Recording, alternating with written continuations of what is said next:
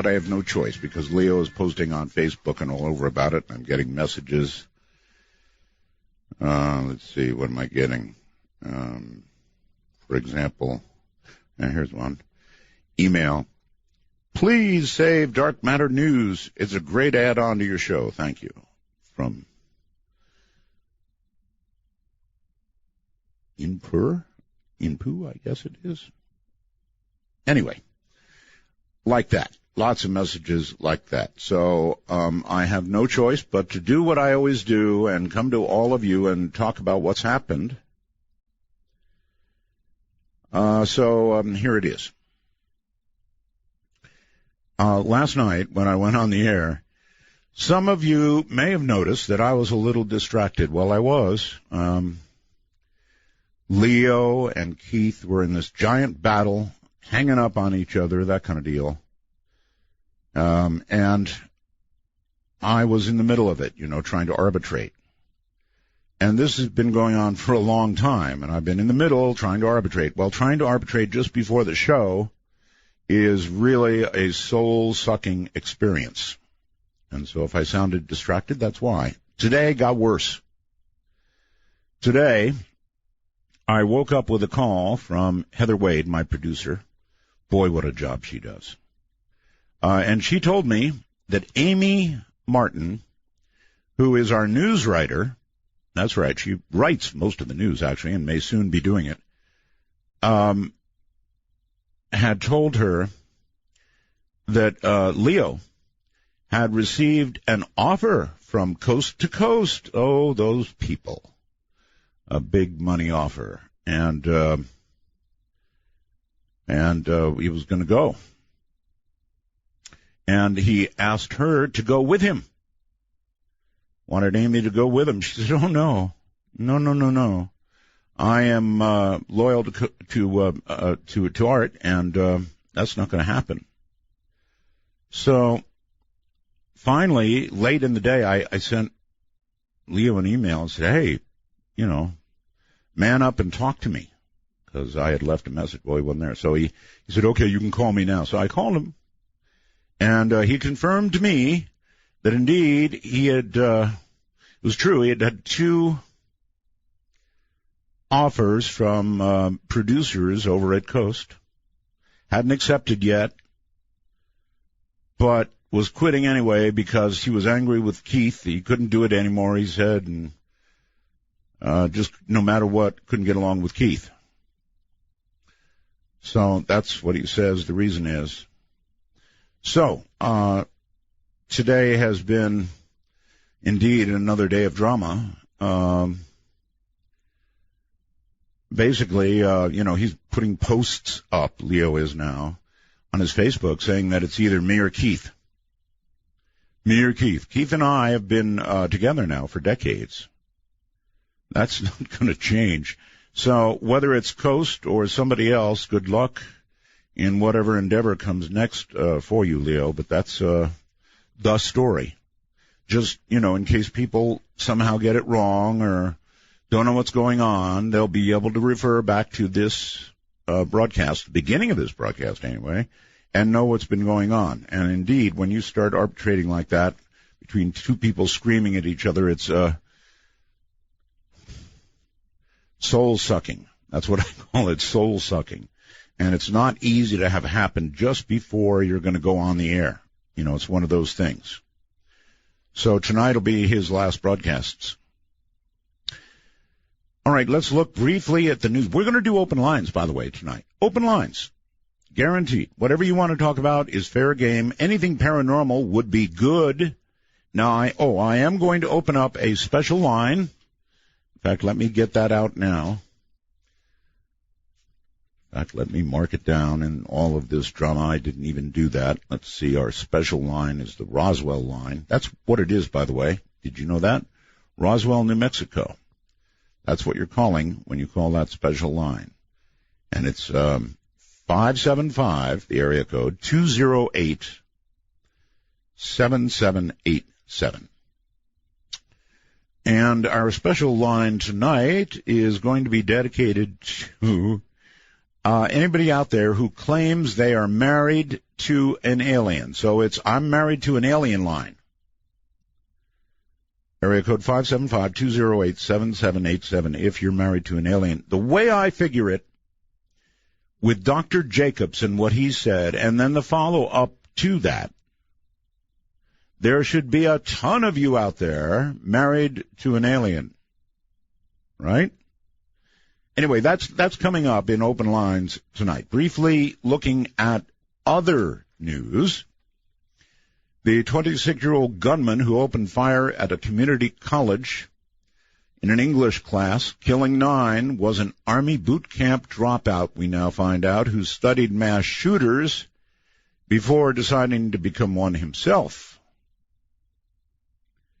So this is now a study that people do, I guess. How do you become a mass shooter? Well, probably you can Google it, I suppose. Good Lord.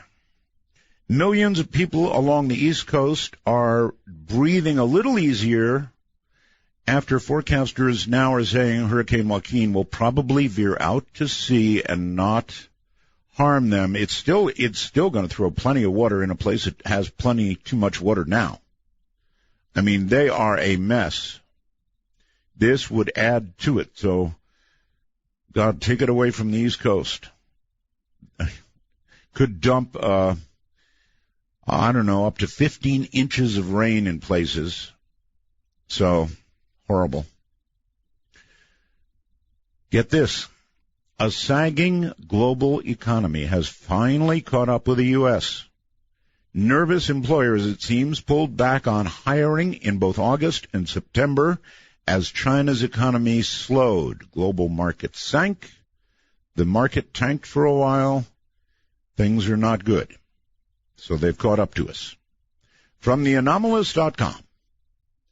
The alien hunter shares a bizarre case from India, a case in which a woman claims to have been visited by what she calls the monkey people, who left mysterious marks on her body, and also what she says is an implant, get that, right under her skin on the shoulder. Some thinks it looks like a compacted hair follicle. However, Alien Hunter explains that it is in biologic casing of some sort and will be tested. It was removed surgically, and they're going to figure out what it is. Isn't that weird? So I'm anxious. I want that report. It's been an unusually busy week for UFO traffic in Texas, seems, for some reason, as bright, flickering UFO-type objects were first spotted back in March in Houston. Is that right, Houston? And then the same lights have reappeared in the same area almost every night. This according to an eyewitness who has gathered so much footage, he is now going to produce a documentary on the lights. We'll have to call them the Houston Lights. So, okay, in a moment, when we come back, open lines, and as I mentioned, anything paranormal is fair game. Anything at all, really. Open lines means that, open lines, so anything you want to talk about. And one special line for any of you who, and there must be many of you out there, according to Dr. Jacobs and according to others that have been on the show lately. It's been sort of a theme, right? We're being invaded. They are here, half human. How many of you think you're married to a half human? So it's the I'm married to an alien line. And one more time, it is area code 575-208-7787. We'll take a break. When we come back, I'll do my hated How You Call on Skype lecture, and we'll get underway with nothing but open lines all night long. I'm Art Bell, and this is Midnight in the Desert, raging in the nighttime. Underway with open lines, but first, my ever requested, I know, I just can't do it enough, right? If you want to call the show, We have a national number, of course, right? One national number, actually more than that, but one main national number. How about that? Area code 952-225-5278. Once again, 1, then 952-225-5278. If you would like to call and sound like you're right here in the studio, we have Skype availability. Actually, 2 of them. One for North America, one for the rest of the world. If you're in North America, America or Canada, simply go and download Skype to your, I don't care, anything. I guess to your iPad or your iPhone or your Android, whatever. Download Skype. And once you've done it, it's ever so easy. Become familiar a little bit with Skype. And then put in, if you're in North America, put in, you go to the little plus sign. You'll find it. It's not where you dial. It's a little plus sign. Add a contact. And add MITD 51. As in midnight in the desert, right? MITD 51. Then we'll be in your contacts. And when you want to call us, you just go to the contacts, go to MITD, and boom, call us. And boy, does it sound good, usually. I mean, you got to be close to the mic or using an iPhone or an Android or something. And then if you're outside of North America, you can put in MITD 55. Anywhere in the rest of the world, MITD 55. After you hit that little plus sign. All right, now that we've got all of that out of the way, let's rock, shall we? Let's go to the phones first. And you're on midnight on the air. Hi. That's right. That's okay. Hello. Hello. Going once, going twice, gone. Hi, you're on the air. Art? Yes. Art, I am right now. This is like a dream come true. I can't believe I'm actually talking to the Art Bell. I can die a happy man. I don't want to die anytime soon, but I can die a happy man. Holy moly. Hopefully there's more in your life to make you happy than a short conversation with me. My goodness, guy. I am so flabbergasted right now. I've been listening to you since I was like 15, so this is actually like you're like my Johnny Carson. And you're like 60 now, right? Oh, of course. You know it. I've had 2 things that have been bothering me since you have left the place that will not be named. John Teeter and Bob Lazar. Yes. Any updates on either John Teeter or Bob Lazar? Well, one at a time. John Teeter has not been heard from by anybody. Number 2, it is a popular misconception that I spoke with John. I did not. I think that was on the other show. And if he would like to talk to me, he's more than welcome to. In the meantime, we are pursuing other time travelers, and we've got some pretty good ones on the hook, so hang in there. It'll be coming up. Now, it was John Teeter and what else? Bob Lazar. Bob is a good friend, has been for a long time. I'm sure he would come on the air if I requested him to, but here's the thing about Bob. His story never changes. And that is to his credit. So if I were to have him back now, I mean, he came on and did a long show with me in which he went through every detail of what he did at Area 51 S4, and that's it. I mean, yes, we could have him back, but it would be a kind of a replay of what we've already done. So his story doesn't change. Hey, Art, one last thing before I bounce from your lovely show. If one day your archives could be opened up, I know many millions of us would be absolutely dancing the streets for joy. Okay, we love you. Okay, we love you. Thank you very much. That's an impossibility. The archives are owned by what is now called iHeartRadio, and that's the old archives. Now we have begun to build very substantial archives, I might add, on this program. So if you are a time traveler, you've already got hours and hours and hours and hours of archives, and we continue to build new ones every night. Let's go to Skype, and Stephen, hello. Hello, Art. How are you doing tonight? I'm doing fine, actually. Excellent. And speaking of the archives, I wanted to do a quick plug for being a time traveler. It was about last week. In the past 2 weeks, I've been extremely busy, and I fell behind on some of the shows. I couldn't get the chance to listen, and so I went to the archives. I loaded them up on a multimedia, like a little MP3 player, and then I played it in my car on a long trip. And let me tell you, it sounded absolutely amazing, and like the speaker system in my car, and it sounded like the whole radio experience. I know. The audio that we're able to produce when everything is right is astronomically good, and that translates, of course, to the archives. Hope you caught up on some good shows. What did you hear? I did. What was the one, the last, about the nuclear? I didn't get a chance to listen to the nuclear.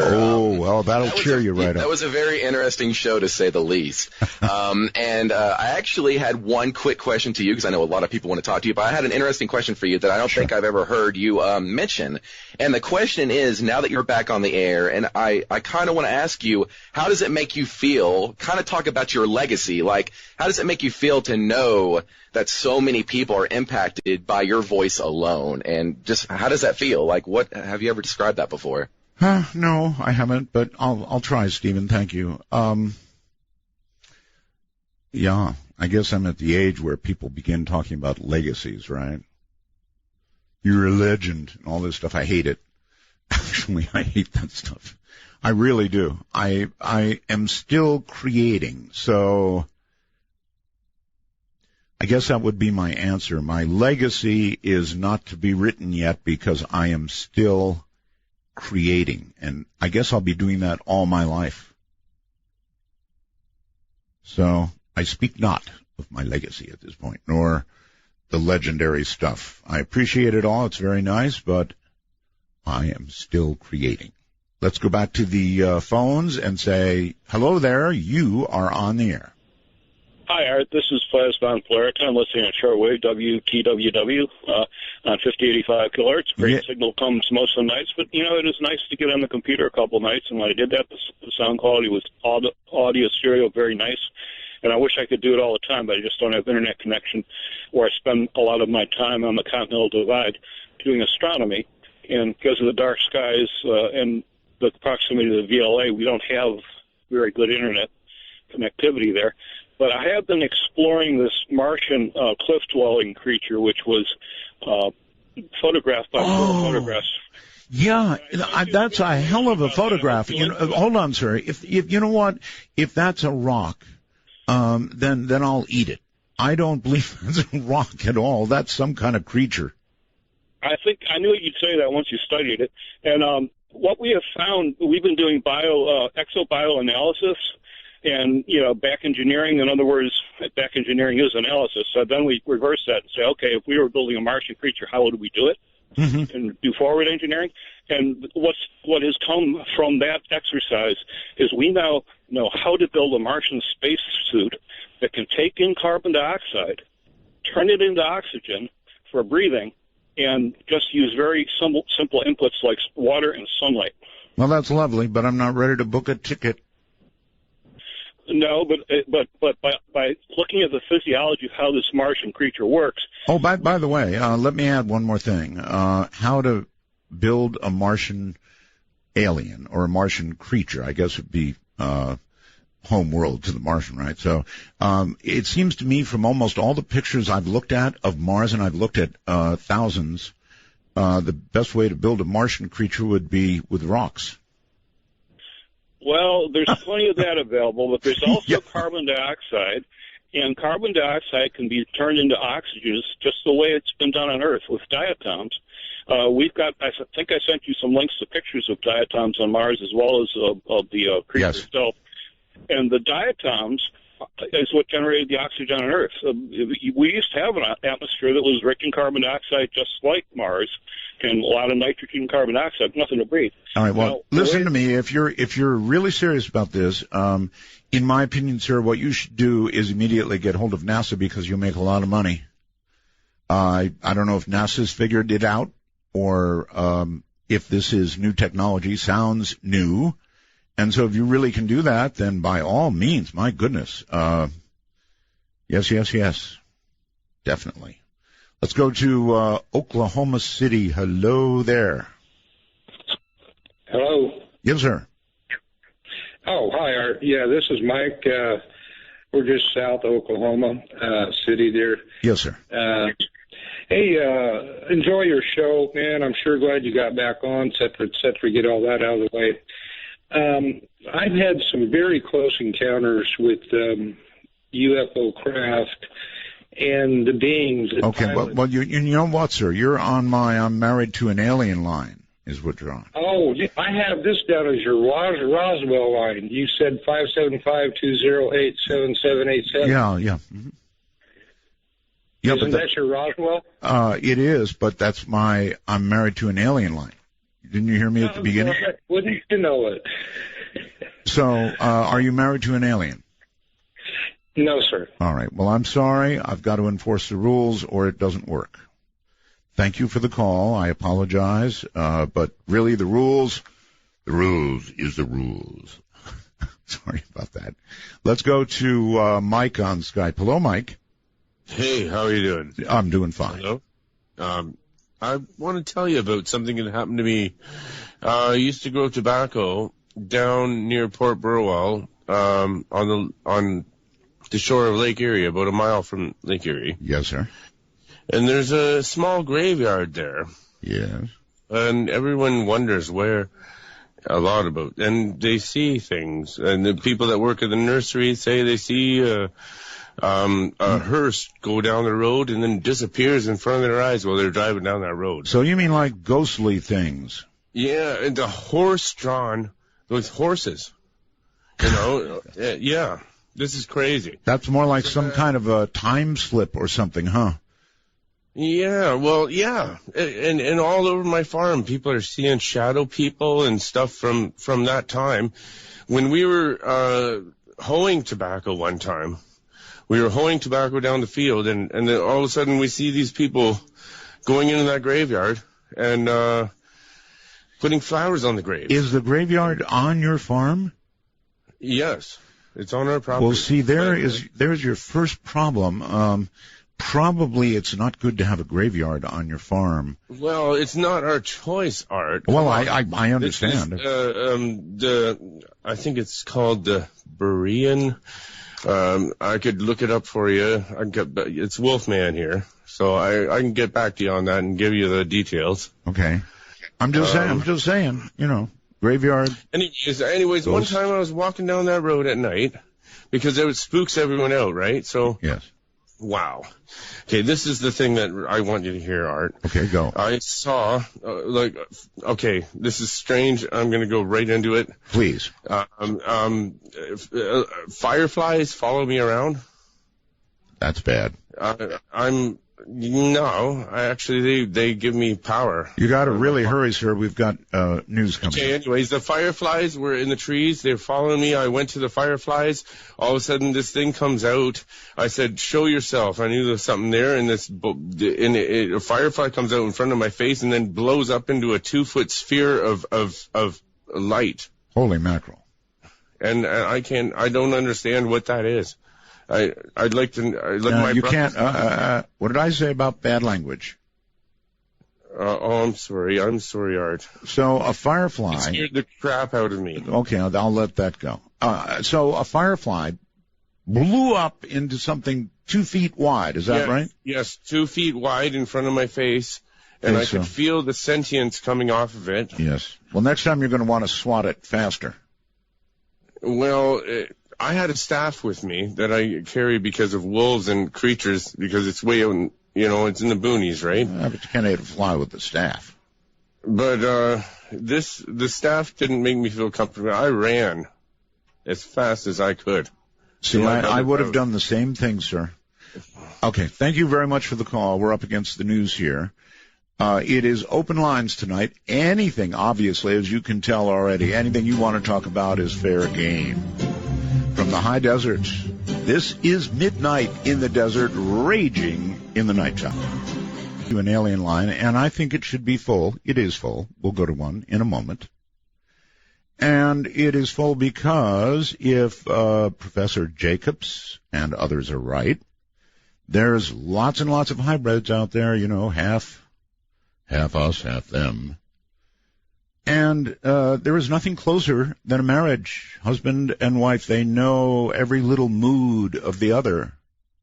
So if you have detected that your other, as it were, is no longer fully human, then I want to hear from you.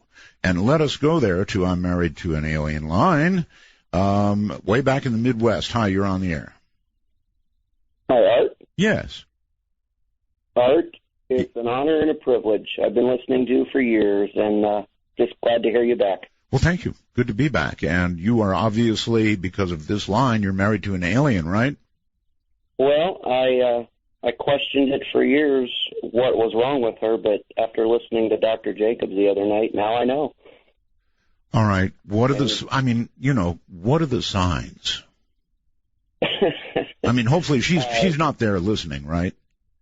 No, she's not. Okay, good. I don't want to hear a sudden shot in the background or a scream and then know you're gone. So you think she's an alien? Why? I mean, what are the signs that she displays? There's absolutely I've never met anyone like her that has no emotion, no compassion, it's just a stone cold, constant, serious demeanor about her. Really? That cold? Absolutely. I mean, she has tried to destroy me more than once. Oh, my God. But, I mean... That's the theme song right there. Yeah. Absolutely. Yeah. Oh, that's horrible.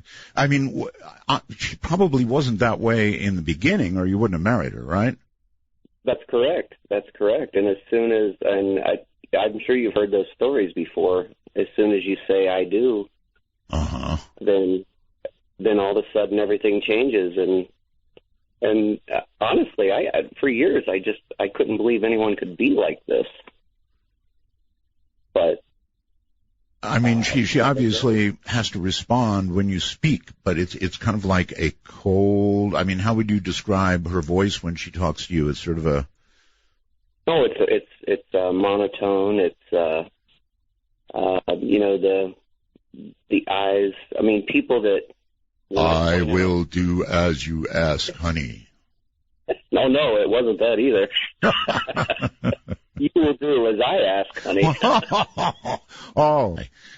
You will do as I ask. And has it been ongoing that way for how long now? Oh, over 15 years. And if you disobey? There's been some awful things? Horrible things. We don't even want to talk about them here on the air, right? Exactly, because I will not fight back, so... So these are like scars that will be with you forever. Oh, I'm afraid so. So now Dr. Jacobs, sir, says that these are not friendly aliens, and I guess you're ready to confirm that fact. Absolutely, I agree 100%. My mother thinks that she's a vampire, but after listening to Dr. Jacobs, I think she's an alien. So not only your wife.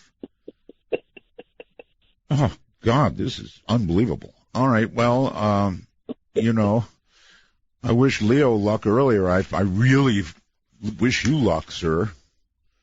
Well, I appreciate it, Art, because you need I'm it. Trying to distance myself, but I hope I can do it, fully get away 100%. Awful. All right, sir, thank you for the call, and good luck. Thank you, Art. I appreciate talking to you so much. Yeah, take care. That's a sad story. That's a really sad story. I'm not sure I can go on picturing him night after night after. Cody, hello there. You're on the air on Skype. Oh, hi. Hi.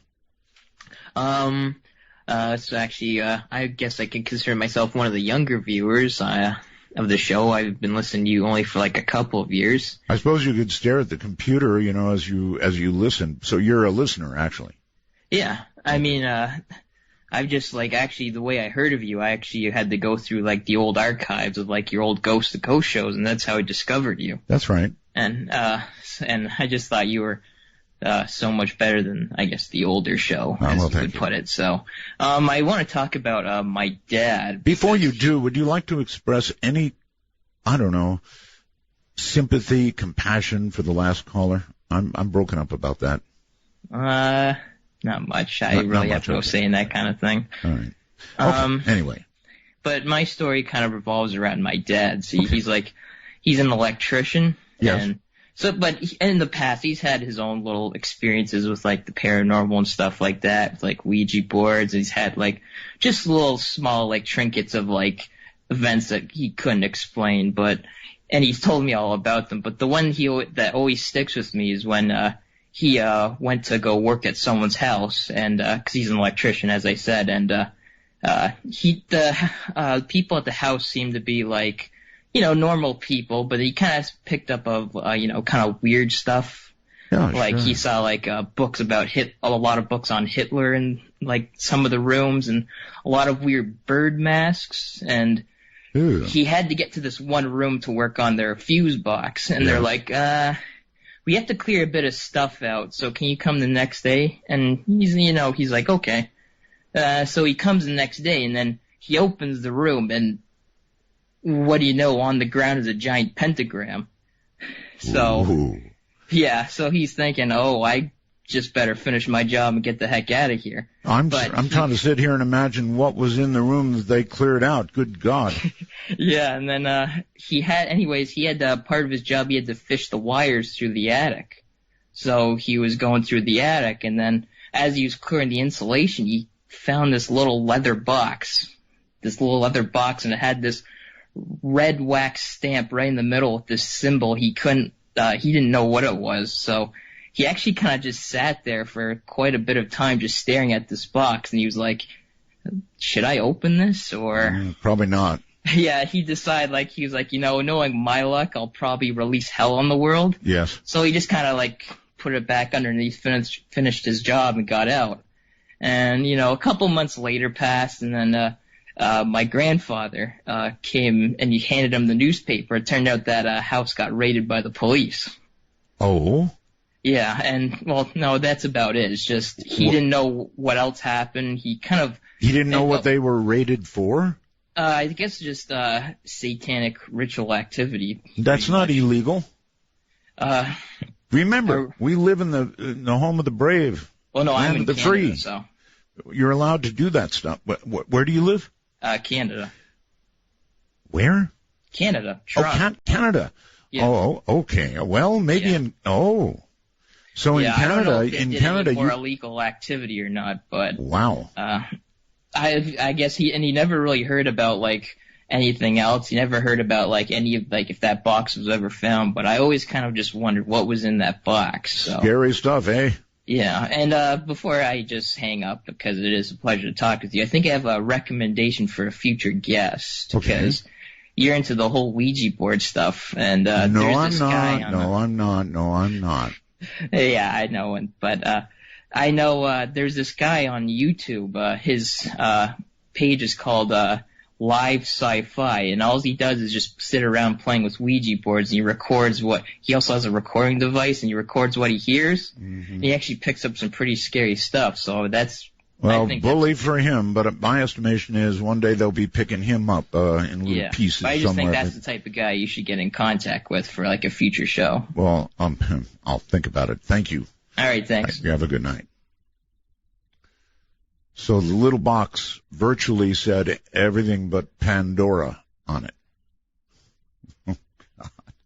Don't forget, folks, if you think you're married to an alien, and he or she is not within earshot, difficult at this time of night, I'm sure, call I'm Married to an Alien line at area code 575-208-7787. The last story was gripping and scary beyond all belief.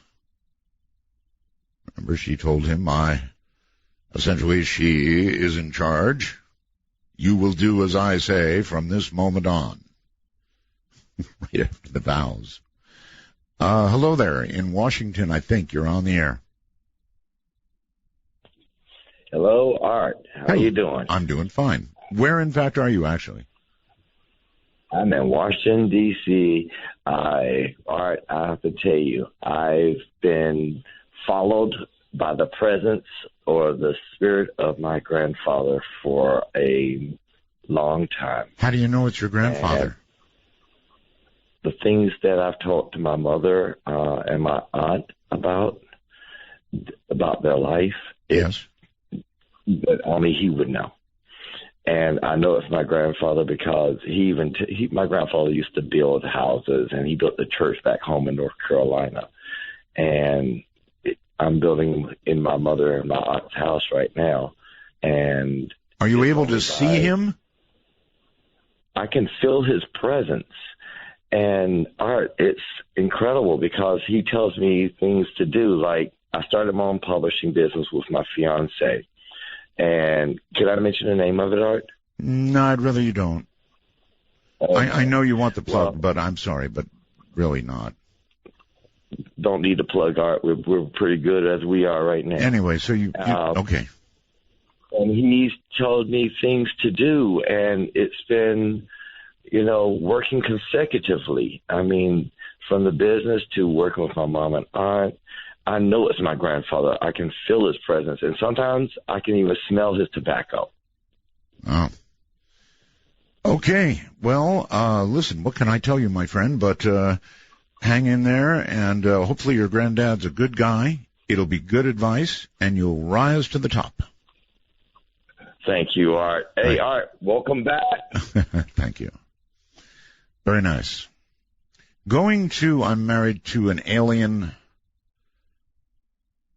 line, I believe, in New Orleans, Louisiana. Hello.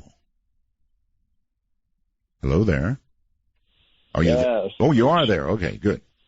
Oh, I'm sorry. I was talking to you for a second, but you must not have heard me. I was talking to myself over here. Yeah, sorry about that. You're in the New Orleans area, right? Yes. Married to an alien for real? Yes, I actually am. Okay. All right, let's go through this. I mean, when did you realize that your wife was, well, one of them? Okay. Well, you see, here's the thing. You don't really. Okay. It's not like I married a gray alien from the sky that she crash landed and it was like E.T. I know. I know. Listen, yeah. According to Dr. Jacobs, they look absolutely normal. Well, here's the thing. This is more normal, not the whole Marion part. I mean, well, that's normal too, but there's a lot. I'd say about 3% of the population, more or less, tears or aliens. It's been going on forever, Art. And the fact of the matter is that I ended up marrying one, and I found out after the fact. I mean, in other words, you think she was converted after you married her? Well, here's the thing. She's nice. I'm not going to say my wife's name, Cynthia. No, don't. Sorry. Well, you just said it. Gosh. Okay. Anyway. Do you want to terminate this call before you get in trouble? No. All right. Then tell me about her. Okay. Here's the thing. She is a person. She acts like a person. She's a hard-working woman. She has a great job. She is a person. Fact of the matter is the type of alien she is. Her species sends their kind. I'm trying to say the right nomenclature, down to Earth, and basically in human form, but spiritually, and it's not like appearance-wise, but spiritually, the soul, the brain, the inner workings, the inner tubing, if you will, that's all alien. The inner tubing? That is what you said. You don't have to get any more graphic than that. Yeah. The inner tubing. Yeah. Okay. Wow. I'm trying to speak radio lingo. I'm starting to get scared. Inner. Yikes. Yes, but this. Don't give me any more on that. That's enough. Okay. They're not here to invade the planet. They're not here. It was basically originally to save their species. You've heard about the alien abductions where, people were abducted and guys, their seed was taken from them and stuff like that, and it was to help save the species. Well, this was the same. This was another route to help save the species. The only difference is it started out as an experiment, and then, of course, once you have people here, once you have the aliens here, they begin to breed, they begin to populate, the bloodline goes down. I mean, Art, you might have alien blood in your veins for all we know. And I know my son does, and my son looks just like me and not like her. But well, you would have to say your son certainly has alien blood in his veins, right? She is half alien. Her mother is a human being. Her mother was actually born in Oahu, Hawaii. Her father sounds like the president's story. Yeah. Her father is just like her. Yes. He, alien on the inside, human on the outside. Right. But her uncle and I believe her grandmother, who I haven't met, is actually from another dimension. I can't even pronounce the name. Okay, how does this, if you don't mind, how does this manifest in your wife? What is it you notice about your wife that makes you even believe this? She bleeds green. She does what? She bleeds green. She bleeds green? Yeah, oh yeah. Yes. Like light green, dark green, shocking green? Or like, it's like the baby food green color, you know what I'm saying? God, Gerber green. Yeah, you don't want to, so that's why I tell her not to pick roses with thorns and stuff. You don't want the green blood coming from the fingers and stuff. Oh. Yeah. I asked her, and I joke around all the time. I asked her, well, that's no joke. That's no joke.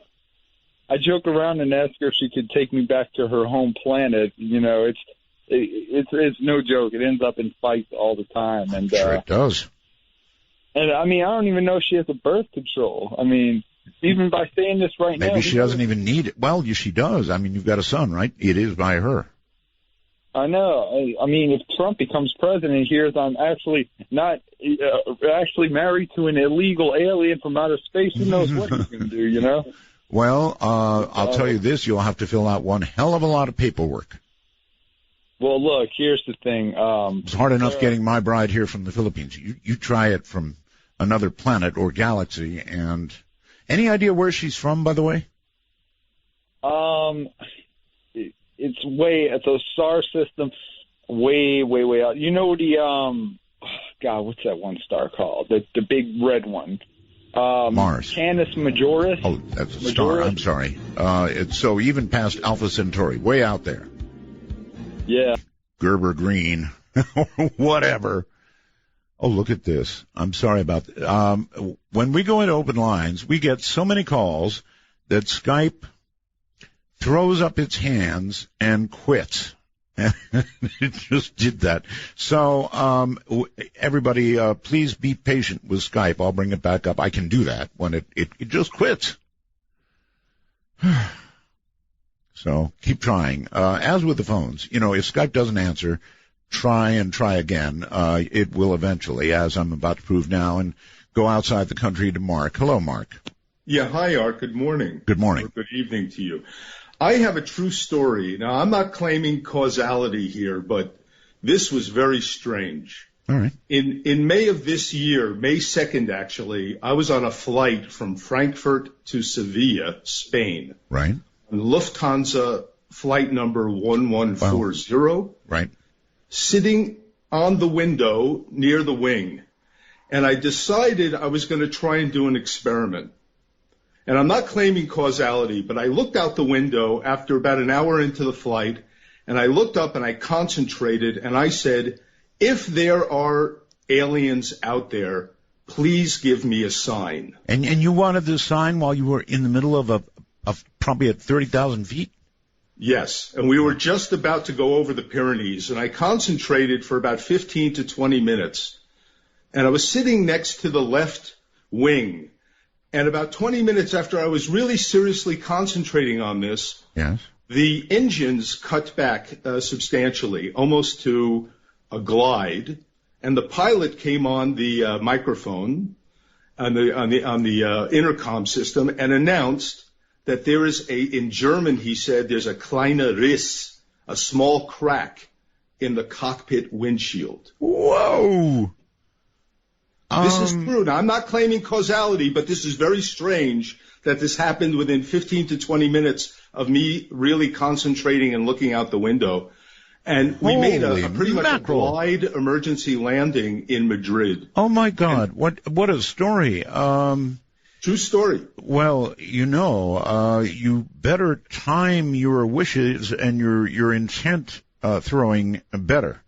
Well, let me tell you, when we got off the plane, the cockpit door was open, and the pilot did a wonderful job, but he understated what really happened. The windshield did not blow out, but it was completely shattered. It was still in the window. It was still in the window frame, but it was completely shattered. It was not a small crack, as he had told us.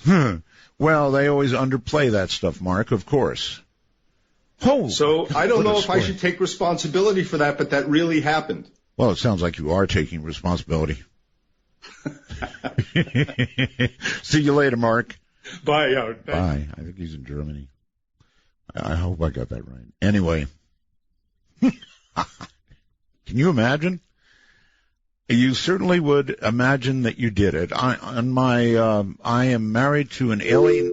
Oh, he gave up? Well, maybe not. Maybe I punched the wrong line. Hi there. Hey. I'm married to an alien, right? That's you.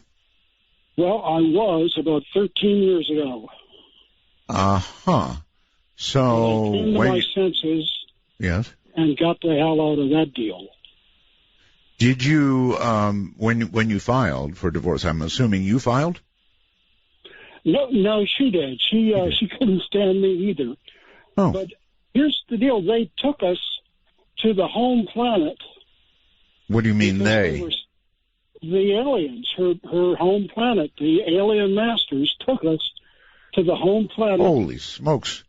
And, well, what they were doing was doing research on the mating and reproductive habits of the human species. And they wanted to observe you in marital bliss? But basically, procreation. That's horrible. Absolutely horrible. They gave a demonstration with two of their aliens, two of their creatures. They wrapped their tentacles It's like together. alien, don't tell me, sir, alien porn, so to speak. Well, probably to get you in the mood. I'm sure it would ruin the whole experience. I mean, tentacles? The weird thing is, it only lasted about 8 seconds. They shuddered and vibrated a little bit, yeah. And then the female alien's back opened up, and a baby popped out, a baby alien. That and quick? Then they said, well, wait a minute, yes, that fast? Yes. And they said, well, how do you mate on Earth? So we, hesitantly did it, and they got kind of a... Look, I don't even know how to ask this, but I've got to ask. When requested to do such a thing, after being taken to another planet with a bunch of aliens standing around, probably rooting you on, or whatever the alien equivalent of a root is, how could you do that? I mean... Well, obviously, we did it for science. We did it... Oh, really? Yeah, but not our science. It's their science. Oh, yeah. But the thing is, they got a puzzled look on their little alien faces, and they said, well, where's the baby? And we explained to them that on Earth 9 it months. takes 9 months. 9 months. And so I'm curious, sir, 9 months later, what happened? Well, we didn't stick around. They apparently weren't very impressed, and they kept wondering why I was kind of hurrying there toward the end. But So, did you have a child with this alien? No, it turned out I was shooting intergalactic blanks. But intergalactic blanks. All right, sir. You could not have done a better job. Thank you for that call. Married to an alien. And I'm not going to repeat the rest of it. That was That was truly uber, wasn't it? Let's give Michael a try on Skype. Hello, Michael. Hello. How you doing? Can you hear me all right? I hear you fine. Michael, do you have any comment on the concept of intergalactic blanks? Intergalactic? Never mind. It was just a joke. What's up? Well, I'm the guy that sent you the audio on your video on your dream. You're the one who put that together. Yeah.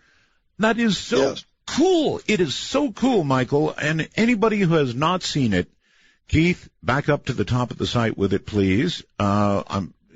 Keith will know what I'm talking about.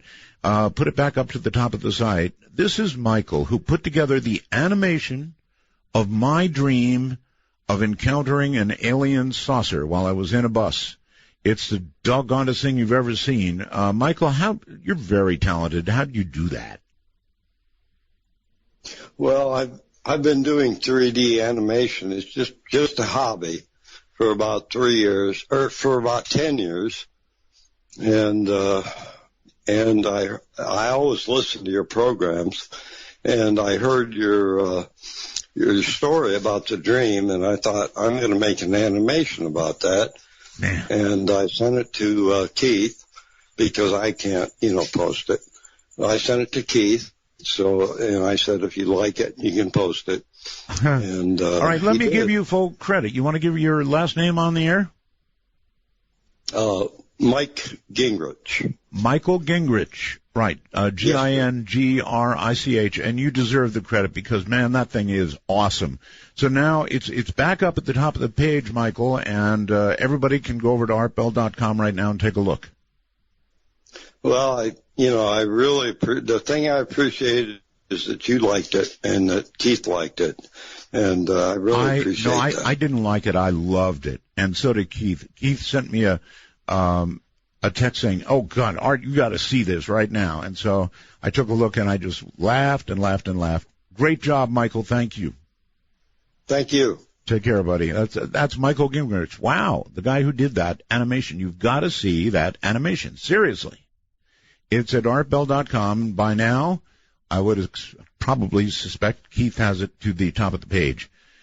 But it was really cool. Really, really cool. Phoenix, Arizona, you're on the air on the phone. Hi. Hello, Art. Hello. Yes. Well, that was pretty quick. This is Ryan out in Sonoran Desert, Buckeye, Arizona again. It's great to hear your voice out here. If you're complaining, I can put you back on hold. Oh, no. When I called before, usually there's a wait, so I was just... the phone lines are full. I just happened to pick that line, so lucky you. That's fine. How's Asia doing? Is she doing better? Yes. She went through a week of being at home, missing school. Must be heartbreaking. Missing school. Yes, and, that's pretty serious stuff. She had 103.5 temperature, and that scared the you-know-what out of me. Yeah, I hope she's doing better, and I'm glad that to hear that. I was just going to throw a couple of things at you here, and how about, have you thought about bringing back the honors to the final call, saying goodnight to the world in America? And have you thought about, remember you used to do that years ago, the voice box, when JC would call you, you would have that funny sound. Yes, I'm the one who put that voice box together and adapted it to broadcast, but JC is missing. JC may have passed into the next life. You got to wonder how he's doing, too. When he got to the gates, I wonder if they recognized him. Oh, you're our guy. You were the one calling Art Bell, right? Yeah, he used to call you the devil and all this, but he would listen and call you, so that was interesting. So he would call you all these names, but he would still listen. So. Oh, yes. And it was funny when one night he called you. This is back in '97. I don't know if you remember it, but he used to tell you that he used to shoot at cats with a pellet gun or something, and with the voice box, you would say something about pellets and praise the Lord. Yeah. Well, anybody who shoots pellets at cats ought to be horsewhipped. And if you're still alive, JC, and you hear that, there you go. I'm a cat person. Sorry. All right. Okay, well, listen. Thing, Art. Can I ask you one more thing? Yes, sure. Oh, great. This is about rest in peace to Colonel Philip J. Corso. Yes, indeed. There's been a lot of people who have come out and disputed some of the things he said. I know. And I understand some of it, okay? I read the Day After Roswell book, but I look at his record and how honorable he was, served the country. I know. During World War II, highly decorated. And that classic show on July 23rd, 1997 with Colonel Alexander and... Boy, you're a good record keeper. Here's what I would say. Here's what I would say. I would say that the way he laid it out seemed logical to me.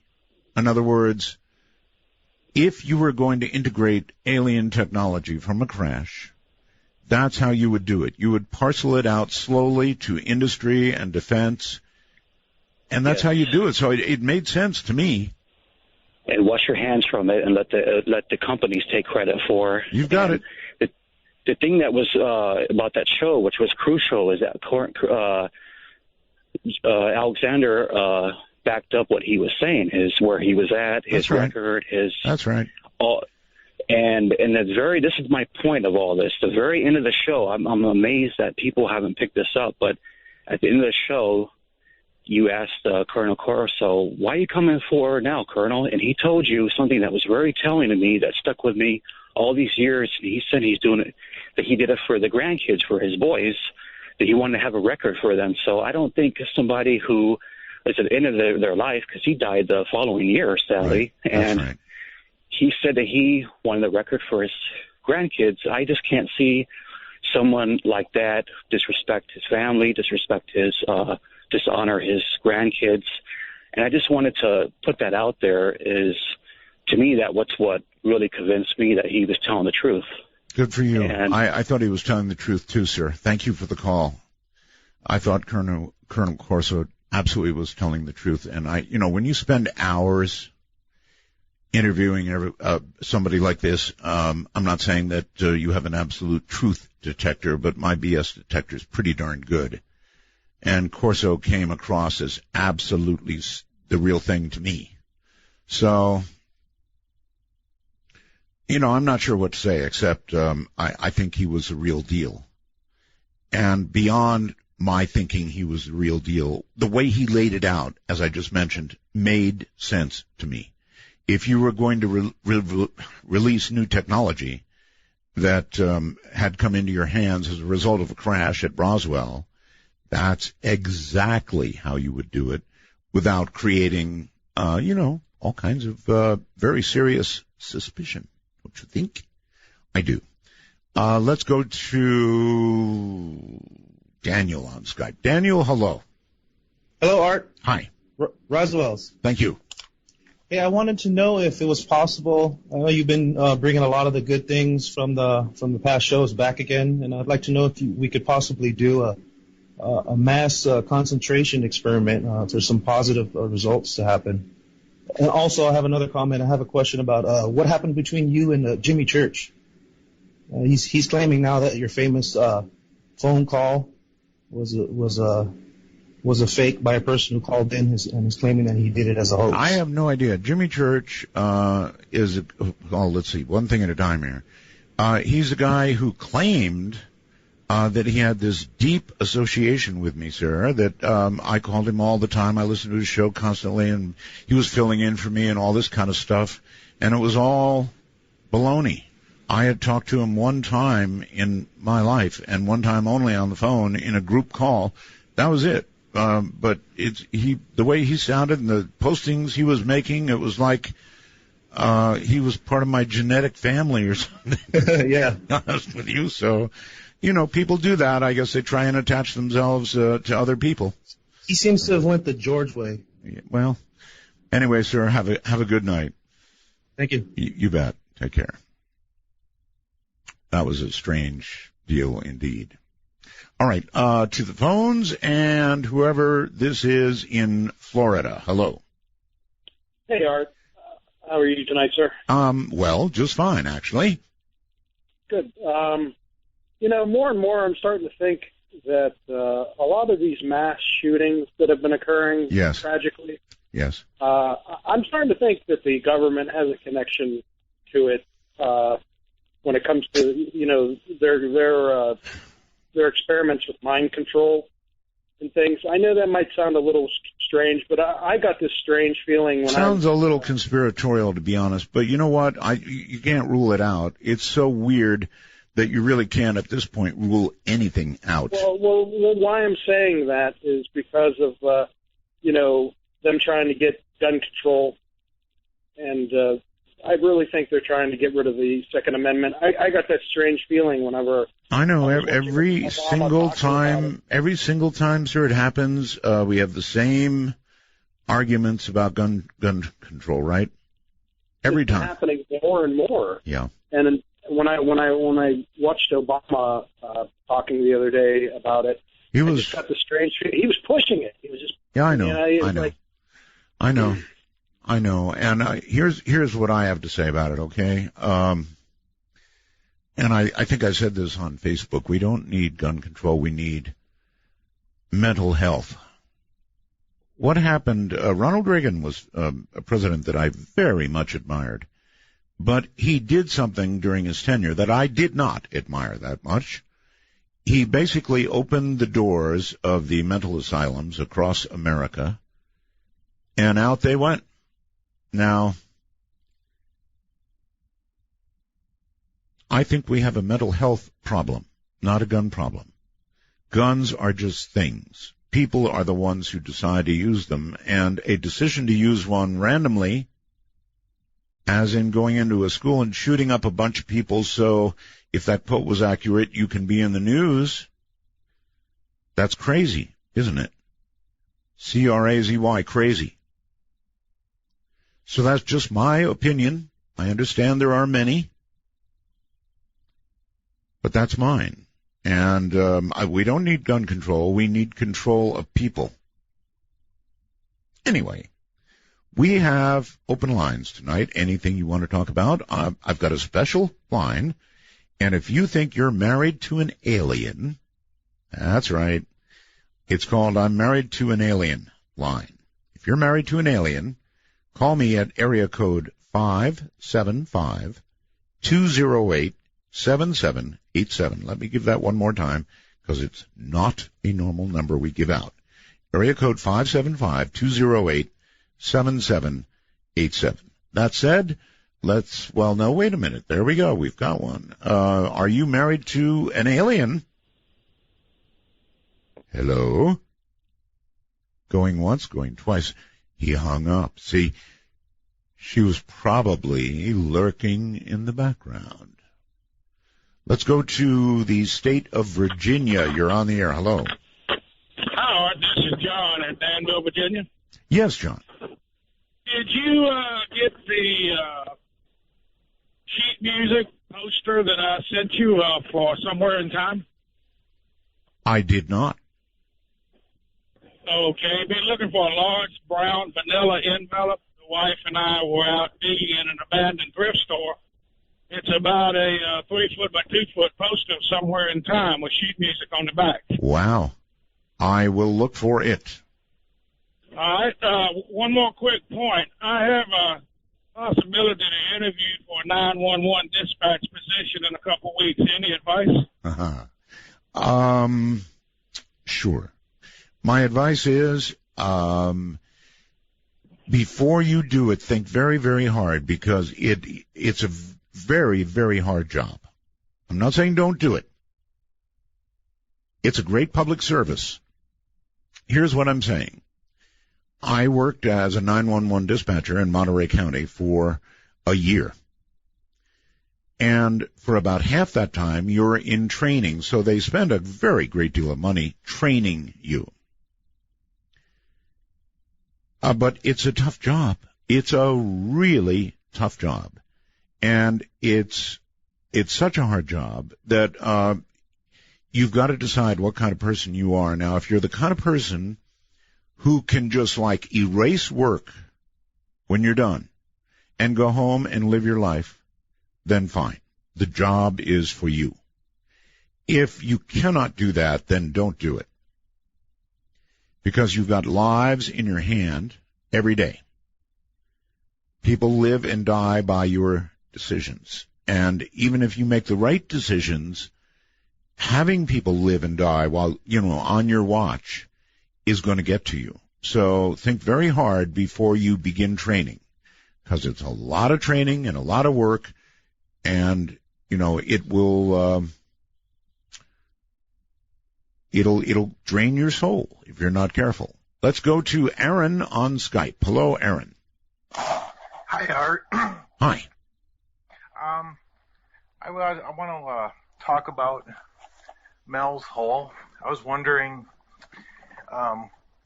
if you've had any contact with him after the 2002. No. The last word I had that was that Mel was ill, and he went to Australia, and that is the last word. So, based on, everything I mean, you've had private conversations with him and stuff. Is there anything you have that you could pursue to advance the story, or? Well, there are some recent photographs of what is said to be Mel's Hole.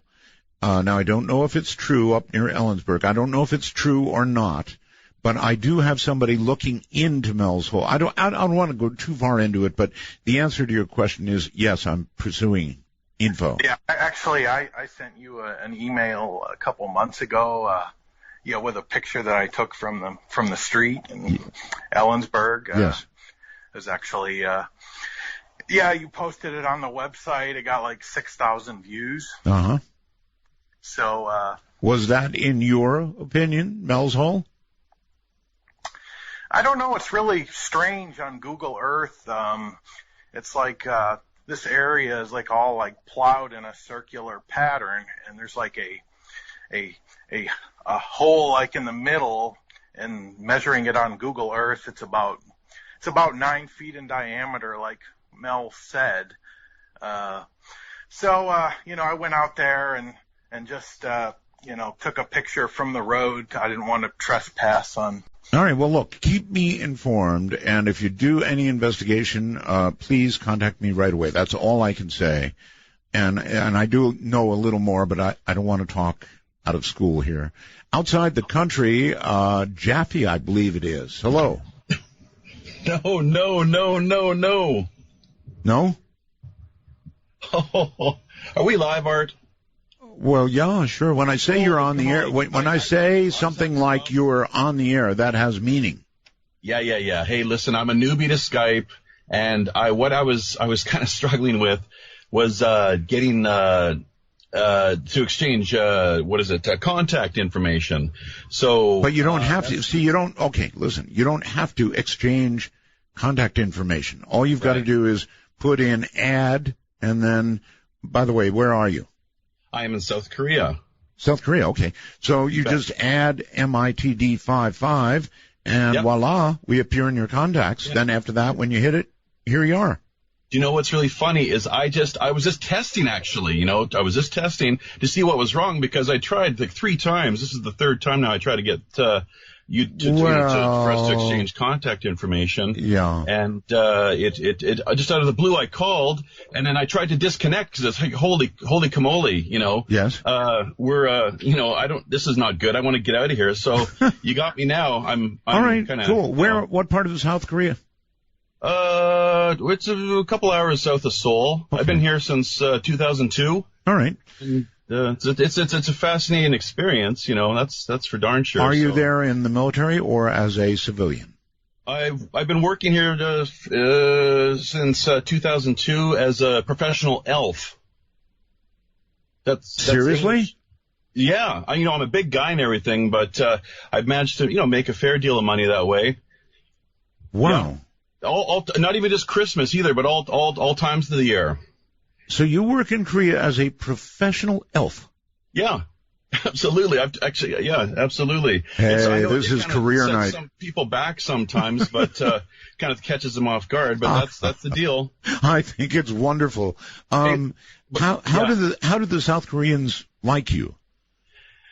It's problematic. It's problematic. So it's a mixed bag, really. Me personally, or just foreigners in general? Well, both. Well, I'm married to a Korean lady, and it's been that way for a few years now. So Koreans have some of the most beautiful women in the world. They do. There's no doubt about it. Yeah. You won't hear any argument from me as far as that goes. But let me tell you, I'll let you in on something here, Art, before you let me go. Professional elf.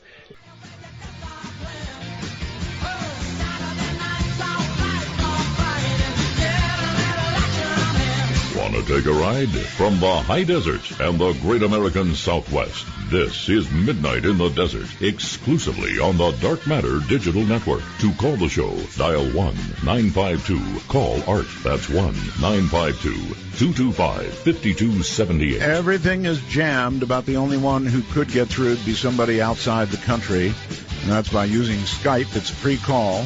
Put in MITD 55. And join us. Be glad to have you. Also, we have a very special line tonight. I'm married to an alien line. If you think you're married to an alien, and there must be many of you, and I understand your reluctance to talk about it.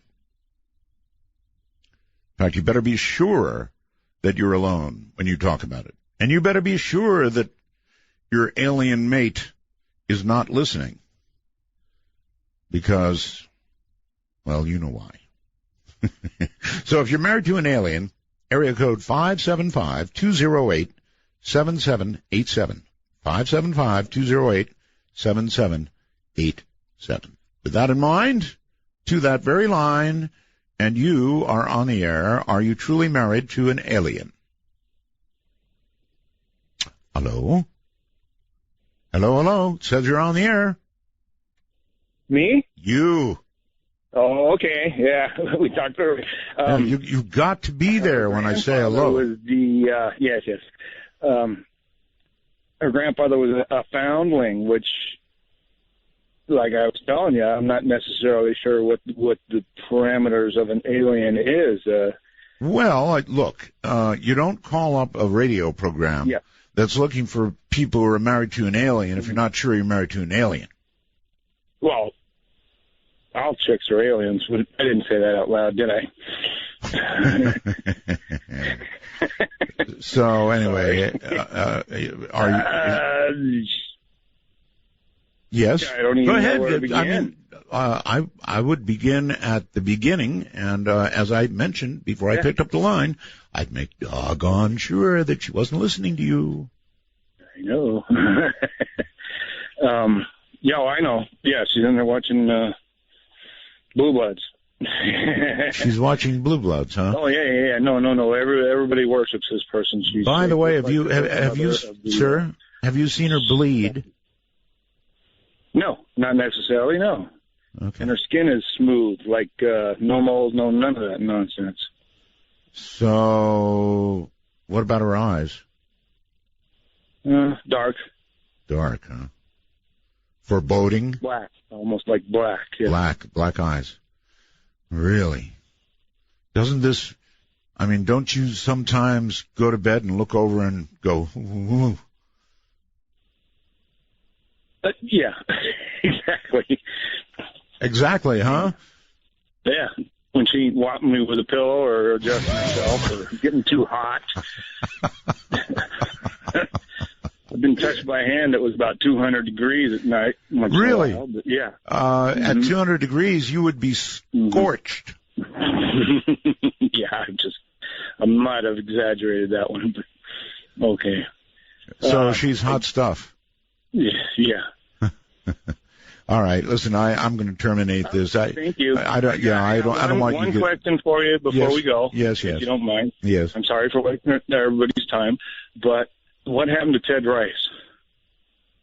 Who's Ted Rice? The Cosmic Connector. Who's he? Remember him? No. You don't remember? No. He was one of your... One of my what? Sort of your competition, but not really. He had a television show about... Oh, I never saw it. Years ago. You never met the man? No. That's crazy. Never even heard of him. But Billy Goodman, but other than that, thank you. Okay, you're very welcome. Sorry. I just don't remember him. Unless that was a pseudonym. I think I might have heard Billy Goodman at the end. If I did, yes, indeed, Billy Goodman was a competitor of mine and a friend too. Billy and I stayed in touch years and years and years later. I think I heard him say Billy Goodman at the end, that was his radio name. If it was, yes, I know Billy. Knew Billy, I'm sorry, he's passed away now, but he did a show very much like this one in Las Vegas. At the time I did it, I think he's still on the line. Is that who you're talking about? Yes. Billy Goodman? Yes. Oh, heck yeah, sure, of course. With Gloria Euphoria. Absolutely. Was a great guy. He and I had a lot of fun together. So, yeah. Well, I'm sorry he passed away. Again. Yeah, sorry he passed away, and he's very much missed. But he picked up on the same kind of stuff that I was doing back then. And that's a lot of years ago in Las Vegas. That brings back memories indeed. Let's go to, I think it is Krista. Is that correct on Skype? We're through. Krista? Hi. Hello there. Hi. This is Stan and Krista from Esperance, Washington. Welcome to the program. Hi. Thank you, Roswell's, and this is Sten J on Bell Gap. My wife has a story about a ghost that she encountered that she's going to tell you about. All right. So you made the call, and then she gets to do the talking. I'm coaching her through it. I've been listening to you for years, and she's a newbie. Well, Okay. I grew up listening to you, actually. Really? Yes, I grew up through my grandparents. My grandparents listened to you, and I I so love hearing that stuff. Like nightmares. I would wake up and you were playing on the radio. So They'd leave the radio on, and you would come on, and the kids would all hear the scary stories and stuff. Yes. Okay. Anyway, go ahead. No, so I when I was in junior high, we went to we went to whisper it. Charleston. We went to You know what? You're really nervous, aren't you? Yeah. I am. All right, just relax. Take a nice deep breath. When you were in junior high, you went to, it sounded like Charleston. Is that right? It was in the South. We'll Charleston is a beautiful city. All the old buildings. It's yes. Gorgeous. So we went to Charleston. Okay. We went on this ghost tour, and it was my very first experience with a ghost? With anything ghost related. Okay. And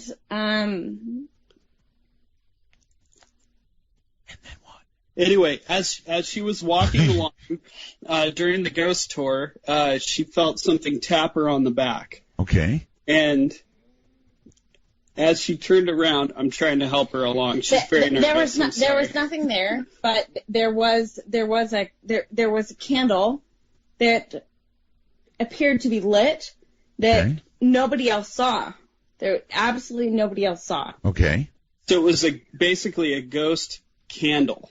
And supposedly, in this specific house, that was what happened. People would see this specific candle being lit, but okay. You said you were on a tour, right? Yes. So there were others there. There were other people. It was a group of other middle school students, and everybody with you did not see the candle that you saw. Is that correct? There was one other person that I talked to after the fact that saw this candle being lit. Uh-huh. But nobody else actually saw the candle lit. So she had somebody, a witness to this. It wasn't just her. Well, I wonder why just two when there's so many. Why only two would see it, especially when it was, like the legend of the place, right? Yeah. We were also, so the girl that actually experienced this, she actually also felt a tug. A tug? She was the only other person that I spoke to in my specific group that felt a tug on her shoulder. Wow. Were you guys in like the very back or something? We were. Yeah. Okay. Well, there you go. All right. Now I've got a question for you too. All right. You're in the same room? Yes. So as you look at each other, I mean, really examine each other, is there anything somewhat alien about the other? I don't know. This is not a joke. My wife might have a more interesting answer to that question than I would. All right. He definitely. No, spill it. Go ahead. Let it out.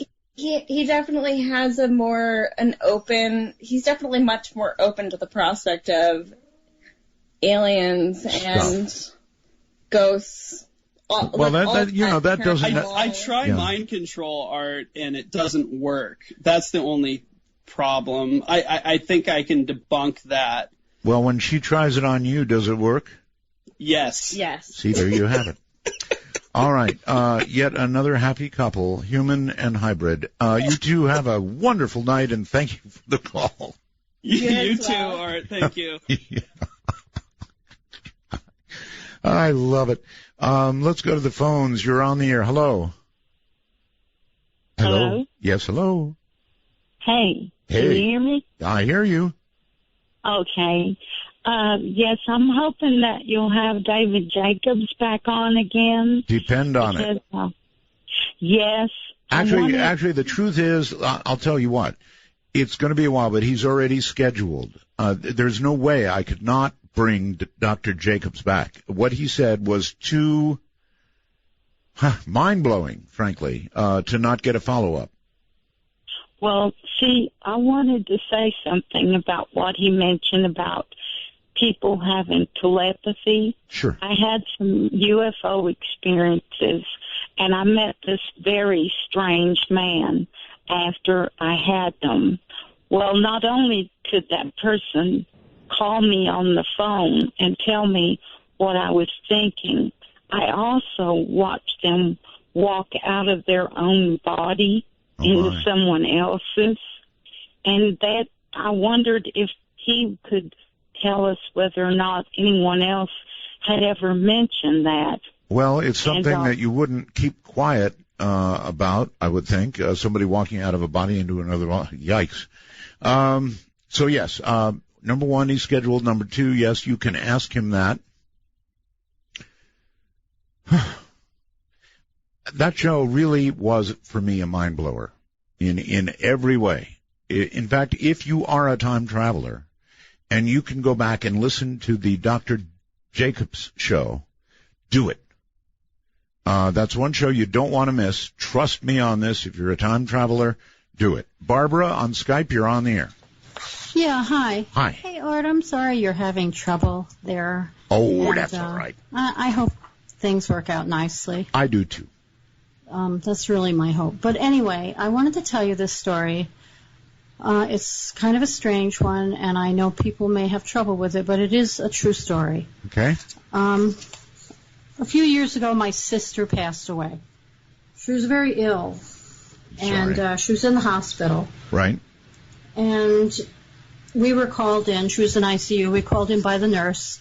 Things did not, were going badly. Right. And my mom and my niece, her daughter, and I went in. My nephew, her son, was on his way. We all gathered around the bed. She was hooked up to a lot of tubes, her blood pressure, her heart monitor. And they had her bed cranked up in a sitting position because she had trouble breathing, and she was on an oxygen mask, which she had been on for days. She could not breathe without the oxygen.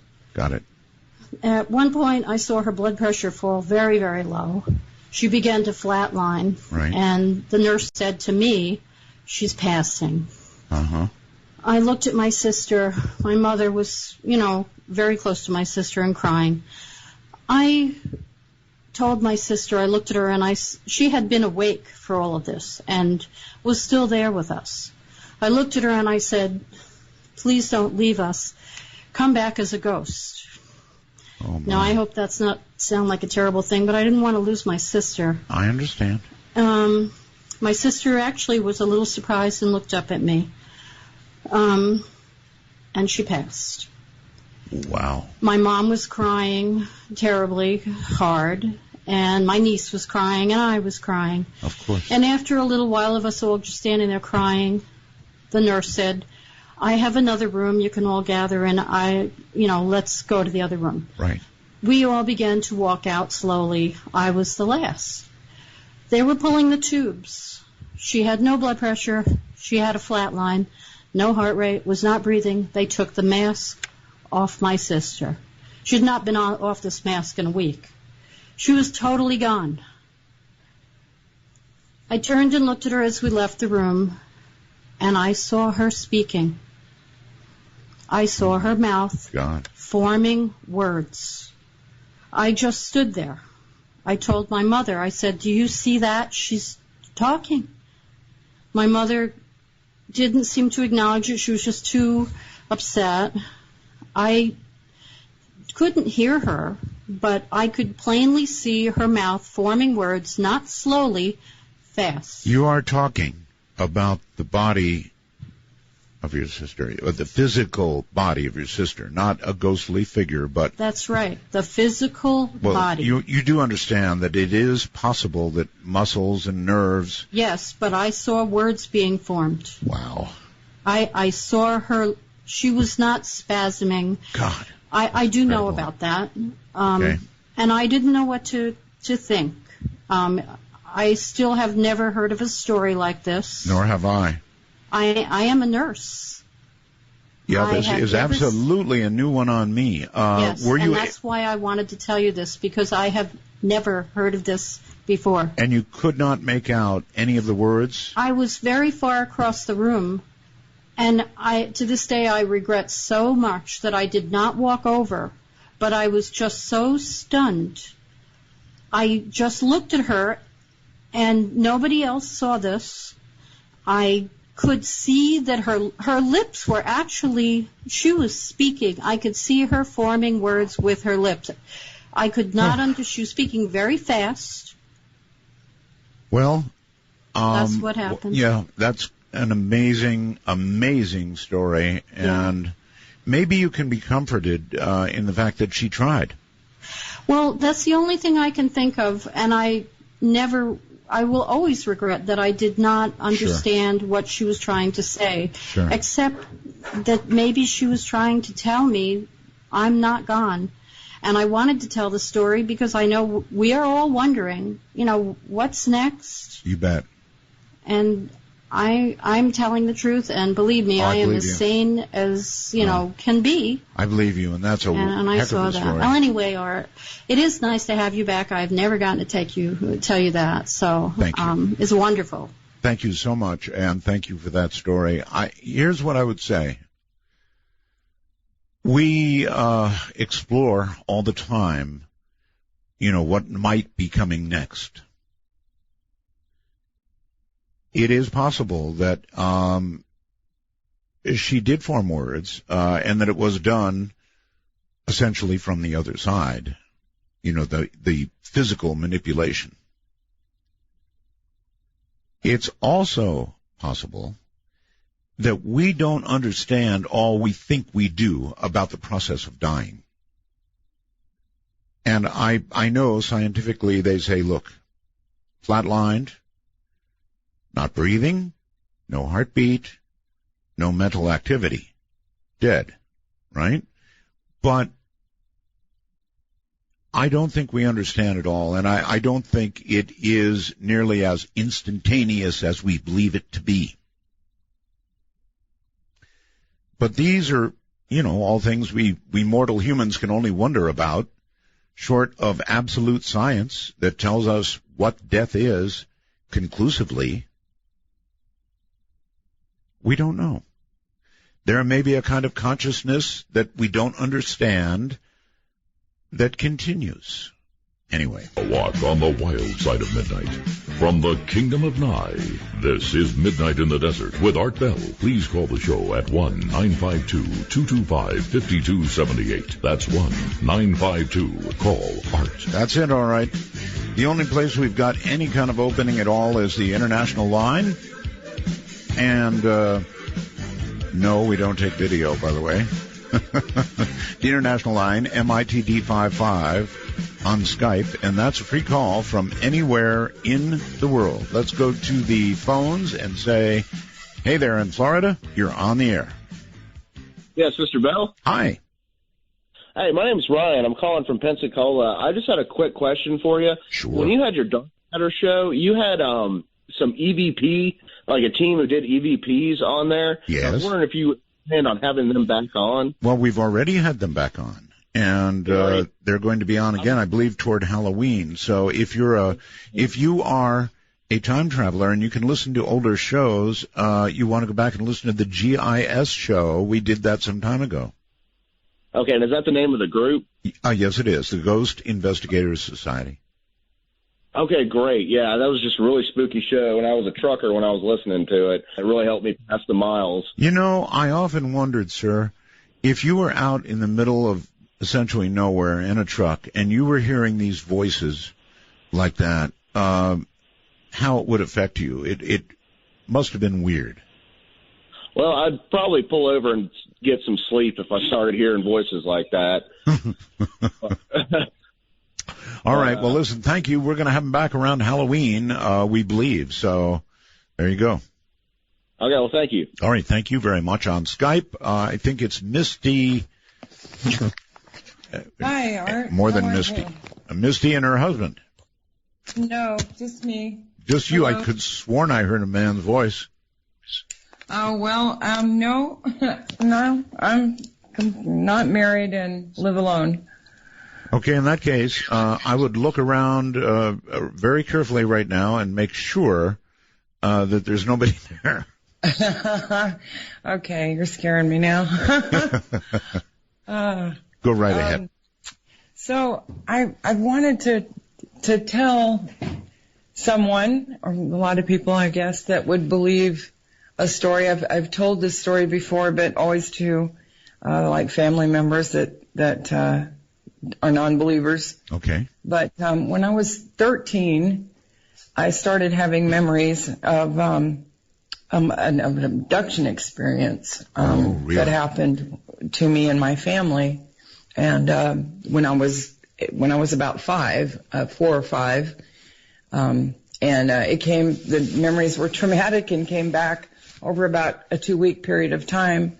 And when I talked to my parents about the particular situation that I remembered, they validated that these folks were at our house that got abducted with us, and they validated some things, but they didn't remember the spaceship or any of that. And let me tell you this story really quick. I woke up to a bunch of commotion in the house. There was a younger couple that had been, my father was in the military, and this couple's were in the military as well. And they'd been playing cards when I got sent to bed that night. And so I woke up to a bunch of commotion, my dad hollering, just yelling and screaming coming out of the living room. And I come out of the hallway and I look, and my dad looks at me directly in my face, and I could tell that he forgot about me. The front door is open. Everybody's leaving and scrambling, and he's like yelling at me, get out, get in the car. And we go out, and my dad has a Malibu, which he confirmed that for me later because I didn't know that at the time. But we got in the car, and he used to race stock cars also as a side thing that he liked to do. All right. So we all jump in the car. The younger couple is in the back seat, and I'm in the back seat with him. And my dad tries to start the car, and it won't go anywhere. And they all know what's going on. And the only thing I really know at that time is that I wanted to take something from my bedroom or from the house with me, even though I didn't have it. I had wanted to, because I wanted to prove that this time that it really happened. So I think that it happened before. But I don't remember it before. I just know at the time I knew it had happened before. And the car wouldn't start, and the guy in the back seat says, let's get in my car, Ray, you drive. And so my father and we all scramble, and they have a little Volkswagen, and we scramble in, and I'm in the back seat again, and I'm sitting in this younger couple's lap pretty much, and Dad tries to start the car, and the car won't start. Right. And then everybody but me, all the yelling and everything just stops. Everybody just turns off. And my dad gets out of the car, and then my mother gets out of the car, and then the couple that I'm on their lap, they're just like leaving me and bouncing me out, off onto the seat as they get out of the car. And I see my mother walking around the car, and I just really wanted to go with her, so I get out of the car and I start to try to follow her, and she's not there. And I look and I see my father's feet lift up off the ground, and he just starts floating into the air. And I look up, and my mother is very close to this huge spaceship that I can't see the sky. It's like above our house. And so you're saying they were in the middle of being abducted? Yes, and I was still on the ground, and I could see all of them going up into this ship. And I didn't know what it was. I didn't know it was a ship. I mean, it was just little, I didn't understand. Sure, I wasn't afraid. I did want to go with my mother, and I was having some anxiety about that. Of course. And then all of a sudden I felt these, like long fingers go around my waist from behind and lift me up off the ground. And I turned to try to see, what was behind me. And all I saw was if you could imagine what a astronaut's helmet would look like, only it was like reflecting. That's all I saw was like that mask. Gotcha. And it was reflecting. I could see it reflecting light. All right, we don't have a lot of time, so what happened? It touched me with something cold on the back of my neck. And that was it. The next thing I remember, I woke up in my bed, and I was just beating the heck out of my neck, trying to wipe this cold thing off. And your parents were back? Everybody was there. Yeah, everybody was there, including the couple that were asleep in the living room on the couch, which was like, that wouldn't have never have happened, but they were there. And my parents remembered that they were there the next morning as well. And nobody remembered any of this experience except you? They remembered that my dad had some car trouble, and that the couple that was there had car trouble, and they said that's why they spent the night. Wow. If I were you, I would go and get myself hypnotized, I think, and try and find out if that's the truth. I mean, it's possible that as a youngster you formed some kind of memory that wasn't real. I'm not saying it's a false story. I'm saying that it may or may not be a real memory, but if it were me and I had a memory like that, I'd sure as heck want to know if it was real. So there is that. You might think about it. Sharky, outside the country somewhere. Hello. Oh, hey, Art. Hey, where are you? I'm actually in Canada, Ontario, to be specific. Oh, you're on the wrong line. Yeah, my bad. Okay, Sharky, I'm sorry. Gotta go. Try us on the North American line. That's for people outside of North America, which is MITD 55. If you're outside of North America, MITD 55. If you're married to an alien. We've had some pretty good ones tonight. If you're married to an alien, then you can call I'm Married to an Alien line, and that number is area code 575-208-7787. I know I don't give that out enough. I'm sorry. When we have a special line, area code 575-208-7787. Hey, you know what? I also should open the first-time caller line. If you have never called the show, wherever you are, it's area code 775-285-5800. That's for first-time callers. 775-285-5800. Okay, let's go to, how about here? I think we're going to California somewhere. Hi. Hi. Yes, this is John, Apple Valley, California. Yo. Hey, so I wanted to share a I guess you would say, a time-traveling out-of-body experience, kind of going with your show the other night. Okay. All right. I was 18 at the time, living probably 18 or 20, and living at home. And now let me preface by saying out-of-body experiences aren't something that fits my religious beliefs. It's not something I would want. So I went to sleep this particular night, and when I woke up, I realized that it was daylight, and my bedroom was reverting back to when I was a little boy. Oh. And I could feel myself reverting back to a child. Really? And before I knew it, I was 9 again, sitting on the floor playing with my toys, and I could hear my mother calling me. Wow. And I realized at this moment that I was out of my body, and it freaked me out. And you realized that you were back in time? That's what it felt.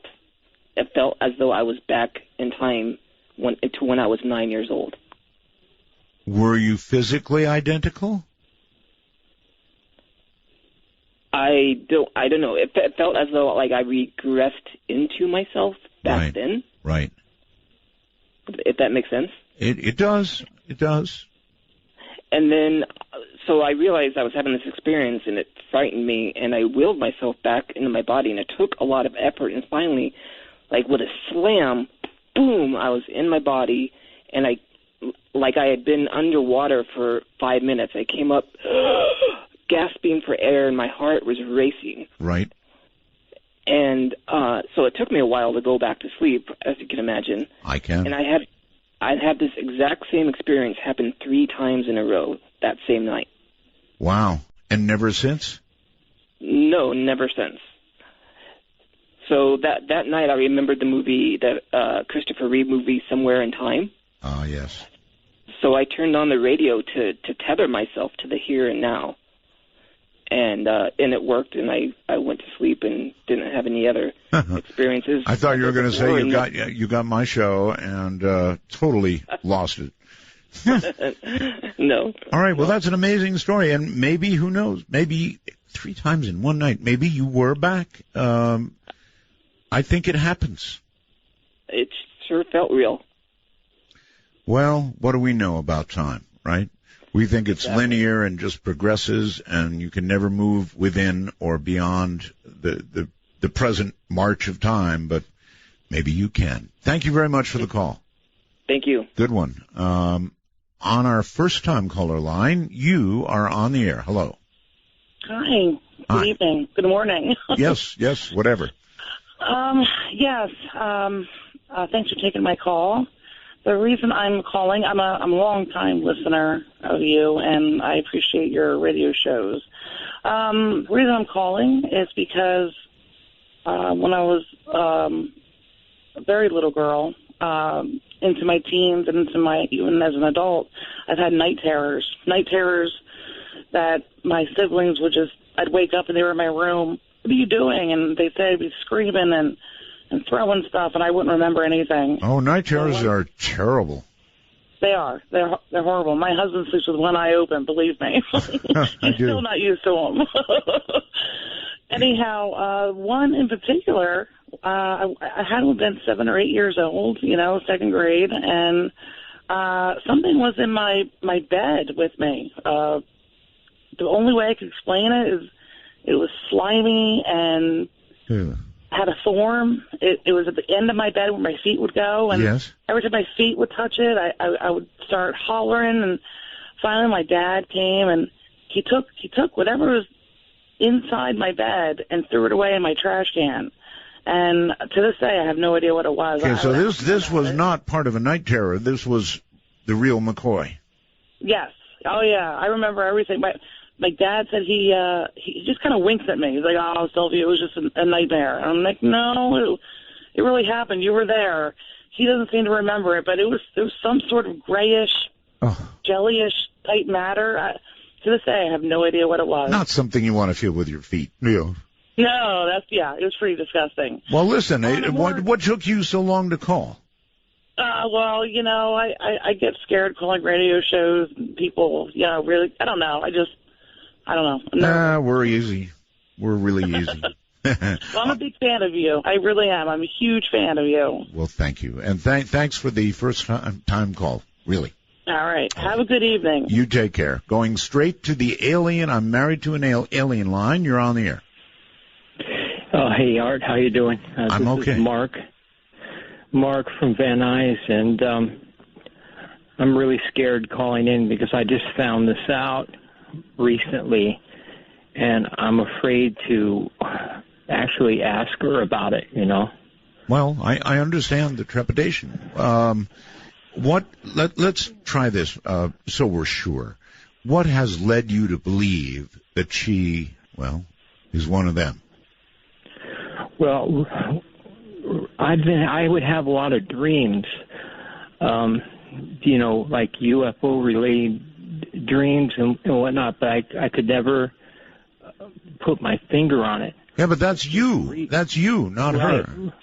Well, I'll tell you what happened recently. Recently, I would get up the night to use the bathroom, I would look over, and she's shape-shifting on me while she's in bed. Oh, that's a big tip right there.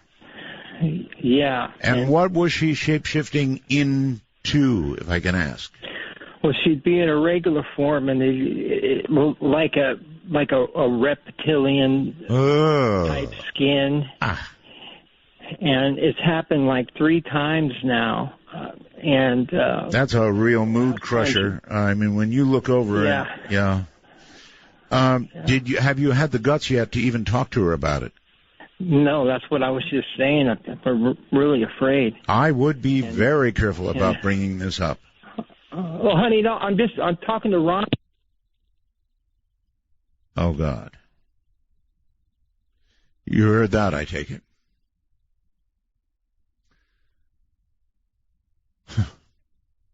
Well, I picture reptilian-created pieces of whoever we were just talking to all over the room right now. First-time caller line, you're on the air. Hello. Hi, Art. This is Connor in Oklahoma.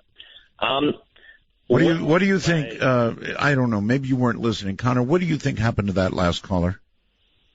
Oh, that's easy, Art. He was got. I mean, she got him. Gutted him. Oh yeah. Eviscerated him.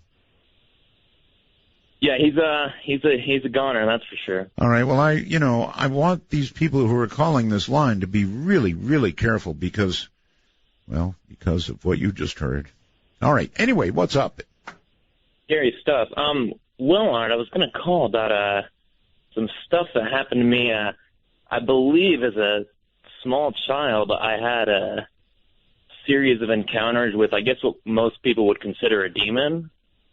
Really? A demon? Yeah, I'd say so. This is the first time you've ever called this program? It is. It is. What kind of demon? Well, I guess I should have just kind of started. I mean, I must have been about... I have very distinct memories of being a young child, maybe 4, and... Remember my parents putting me down to go to bed. Right. They would leave the room. Sure. And then after a couple minutes or so, I would hear a voice start talking to me, usually from behind my bed or from another part of the room. And it's hard to remember distinct things that it would say, but it was very demented and kind of, I don't know, it liked making me upset. Probably not hard to do with a 4-year-old. I'm sure you were totally freaking out. Oh yeah, totally. And so, and excuse me, I'm a little nervous. It's all right. Take a deep breath. Try to remember.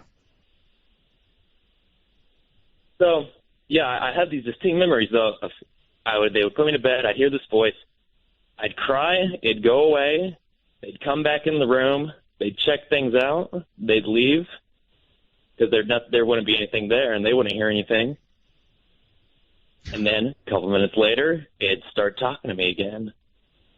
And the only thing that I remember, the only sentence I really distinctly remember is one time it asked me if I wanted to die. Oh, man. Yeah. And how does a 4-year-old answer that question? Yeah, exactly. I think I can't remember what I said to that. Well, if your parents had you trained as a polite youngster, you would have said, no, thank you.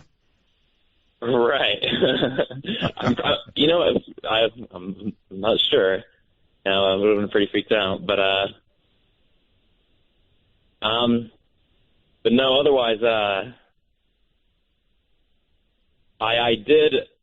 It's hard to tell if these were, if I was.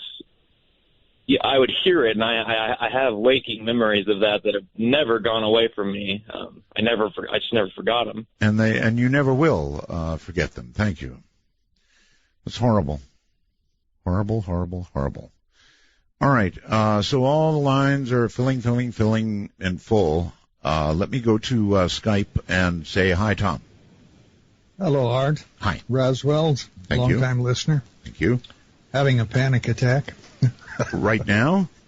Oh, the anxiety in the gut of just getting on the air is just incredible. Well, you'll get over it. I'm trying to breathe deep. Yeah, deep breath. But those questions that you have, those ones that sort of burn into your soul? Yes. I've got a bunch of those too, just like yours. Sure. That after-death stuff. What happens to people when they die? It's the biggest question for all of mankind. There's no question about it. And I try to do shows that attempt to answer that question. It's not answered yet for me, not absolutely. There are some people, I really envy them who have faith. They have such absolute faith that, there will be paradise or heaven or whatever waiting for them. And I envy that.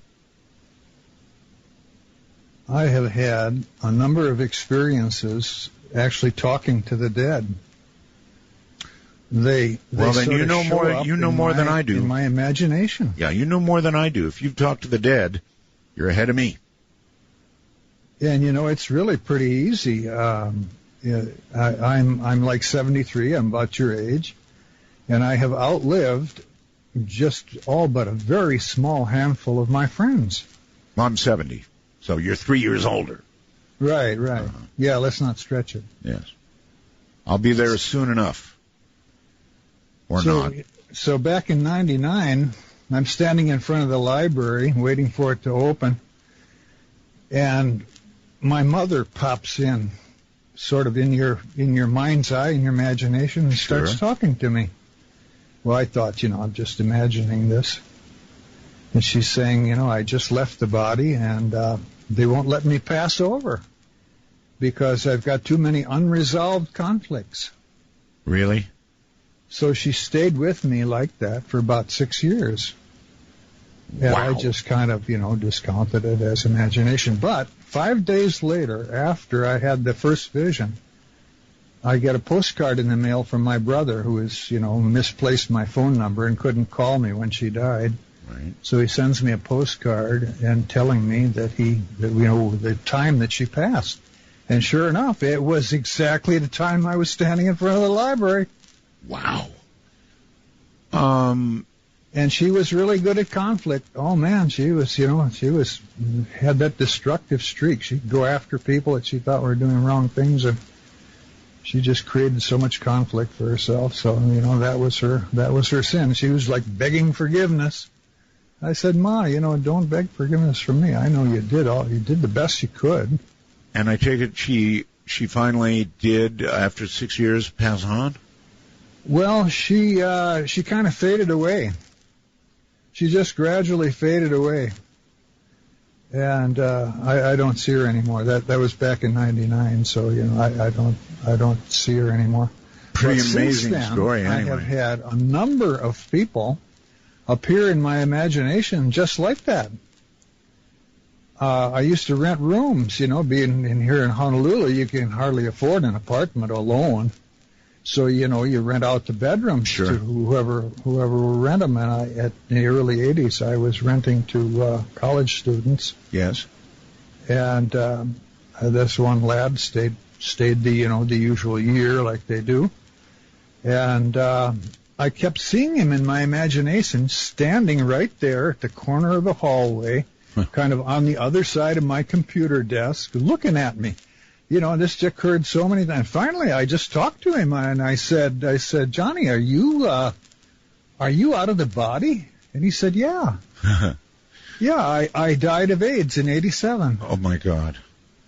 And I said to him, well, what are you doing here looking at me? Aren't you supposed to go somewhere? And he said, well, I don't know. I always thought about you because you're the only man that ever loved me. You washed my clothes for nothing. You cooked for me for nothing while I was going to school. You treated me better than anybody else I ever knew. You treated me better than my father.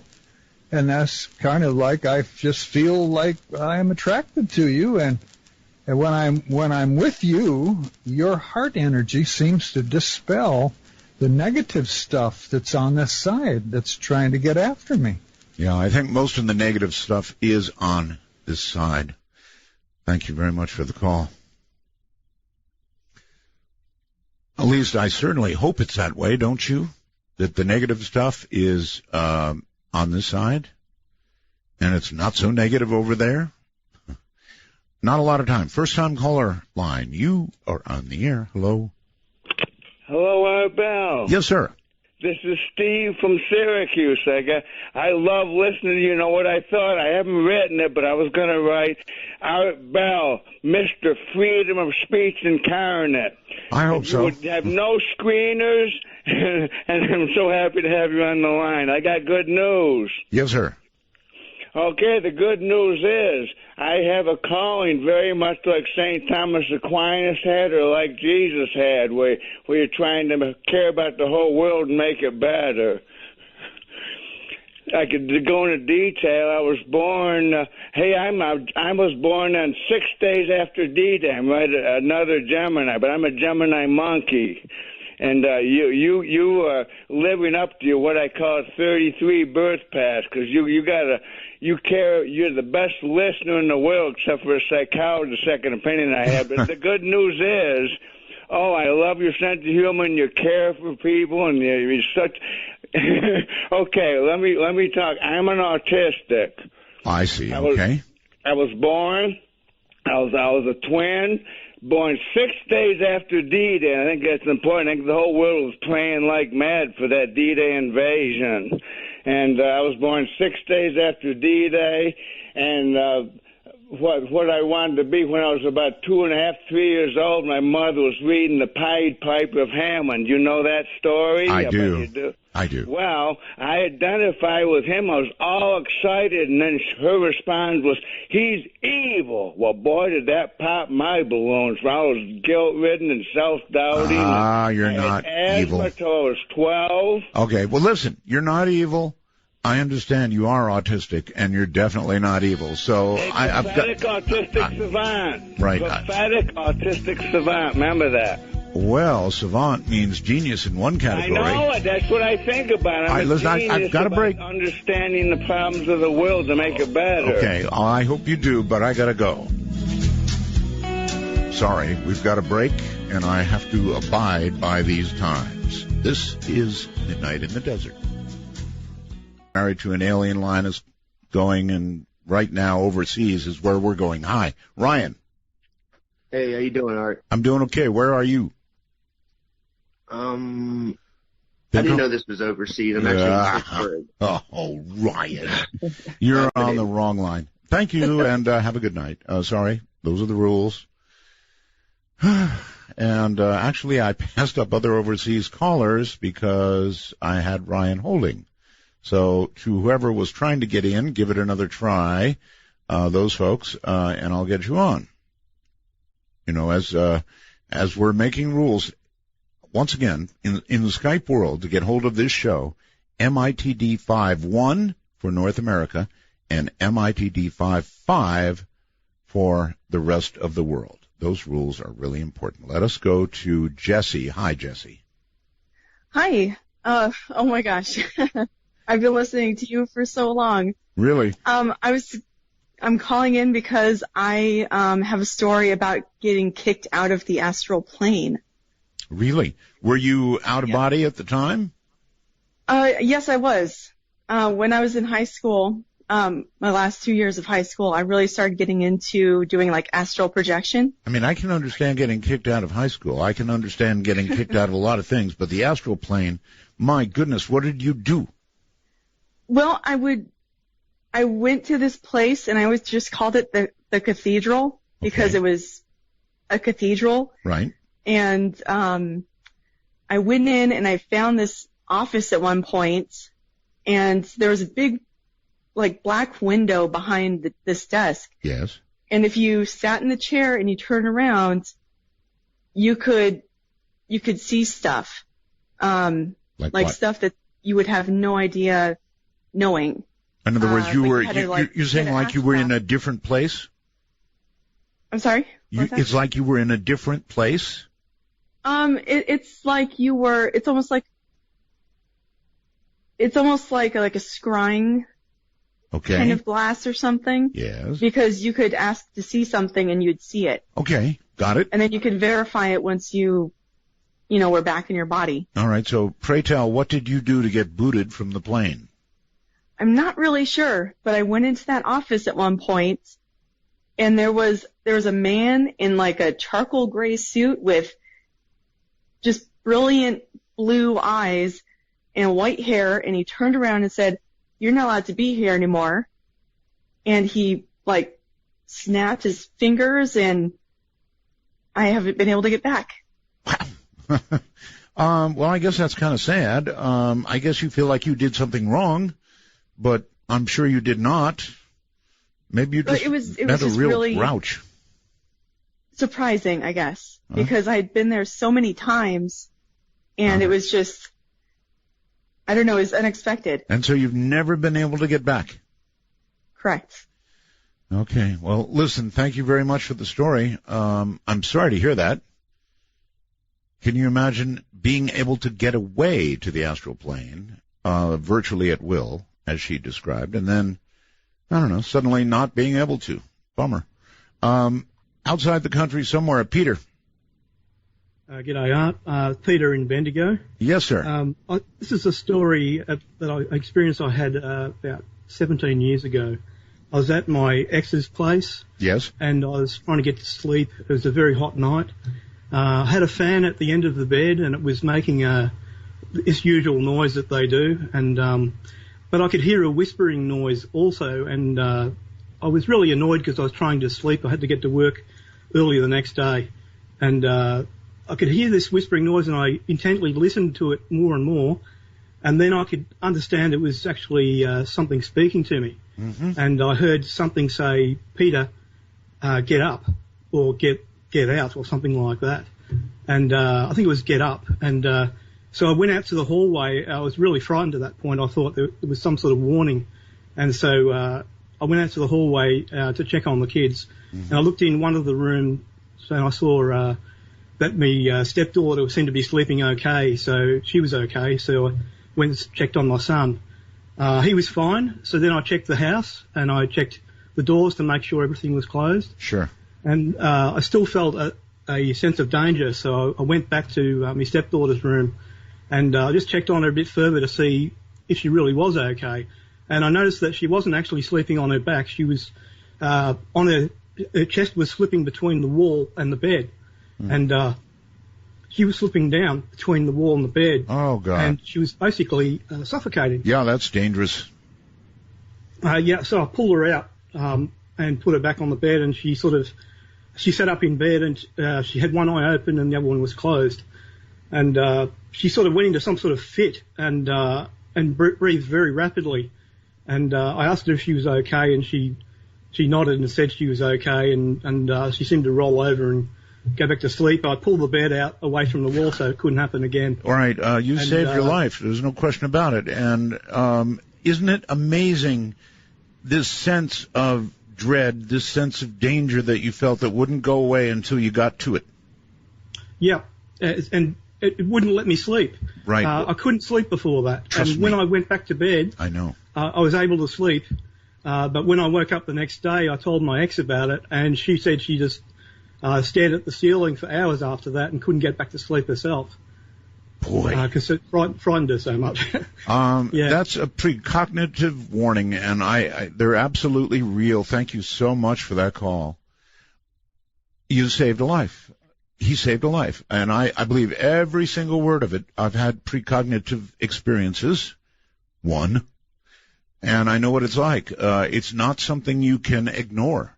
It's like something that washes over you again and again and again and again, and it will nag at you and won't let you do anything else until you take care of it. It's amazing.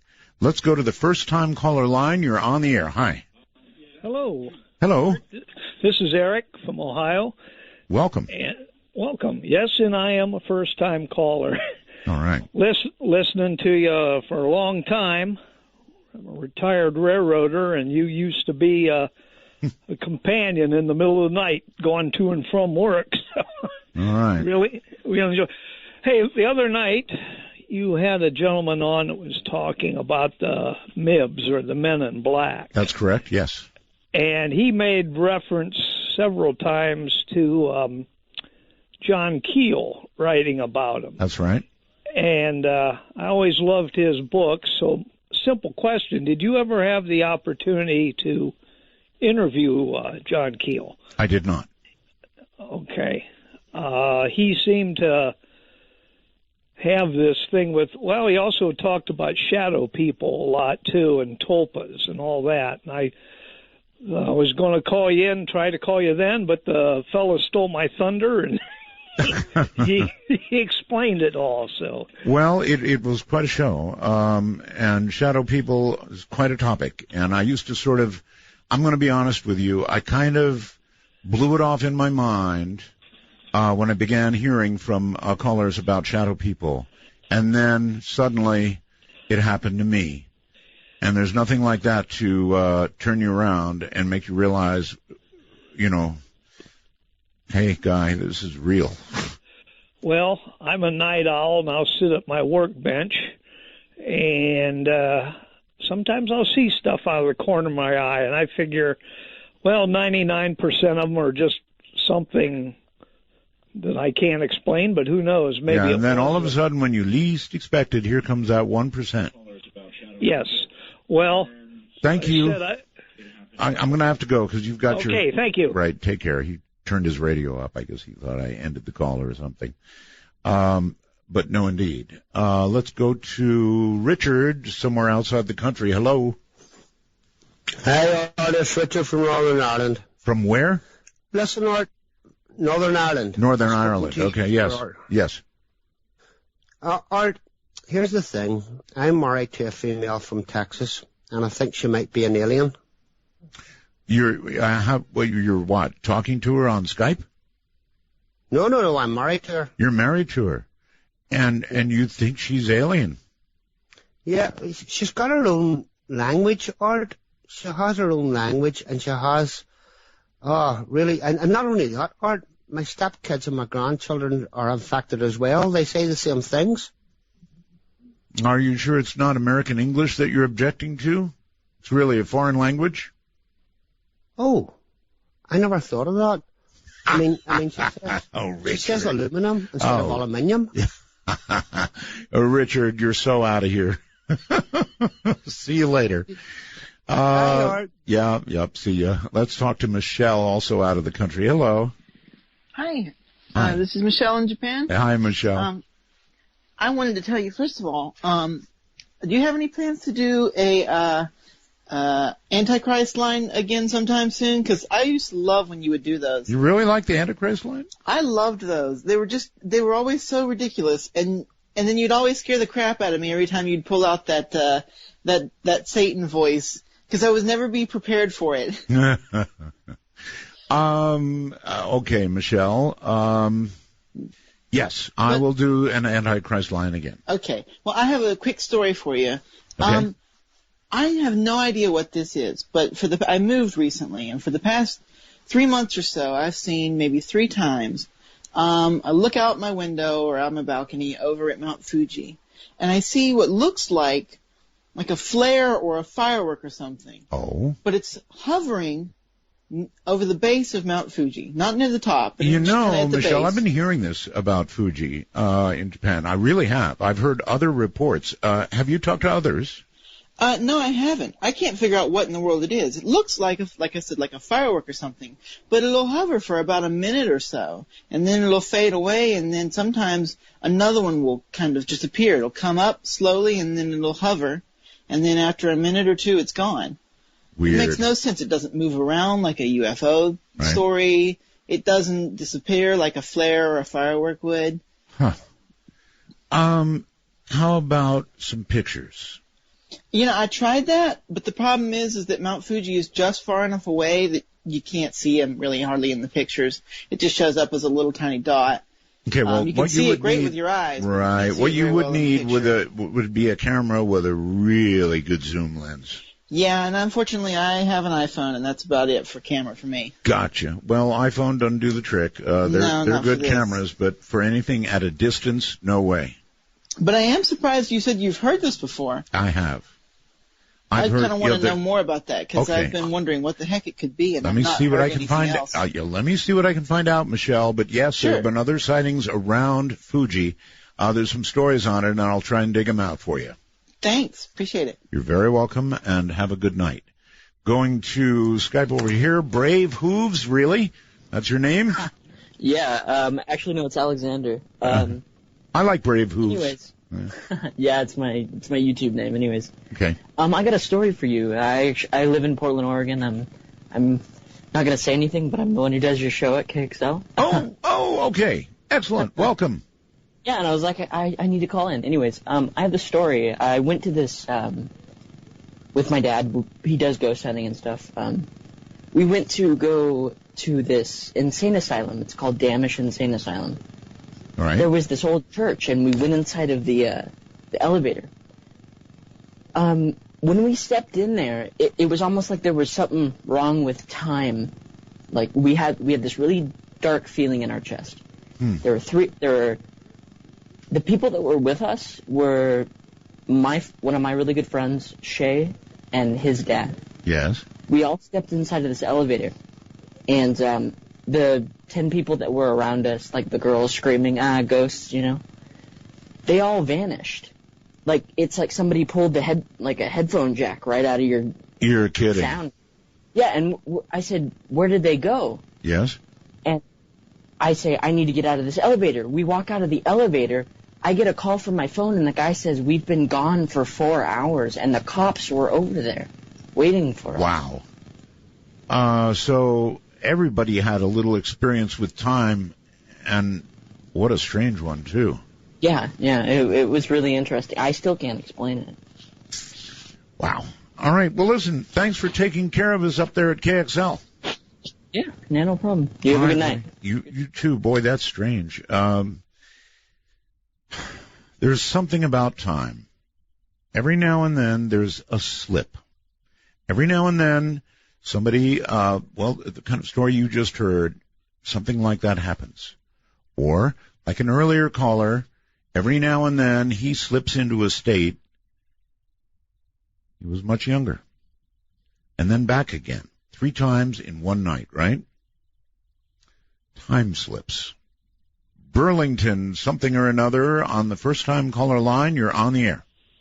Hi, Art. Hi. It's Sharon calling from Ontario. Welcome. And I have a story to tell you. Okay. Something that might help you with your thoughts about the afterlife. Okay. When I was 12 years old, my father died. And I felt really, really sort of afraid to go and see him in his coffin. I wanted to remember him. I understand. As he was Sure. alive, right? Sure.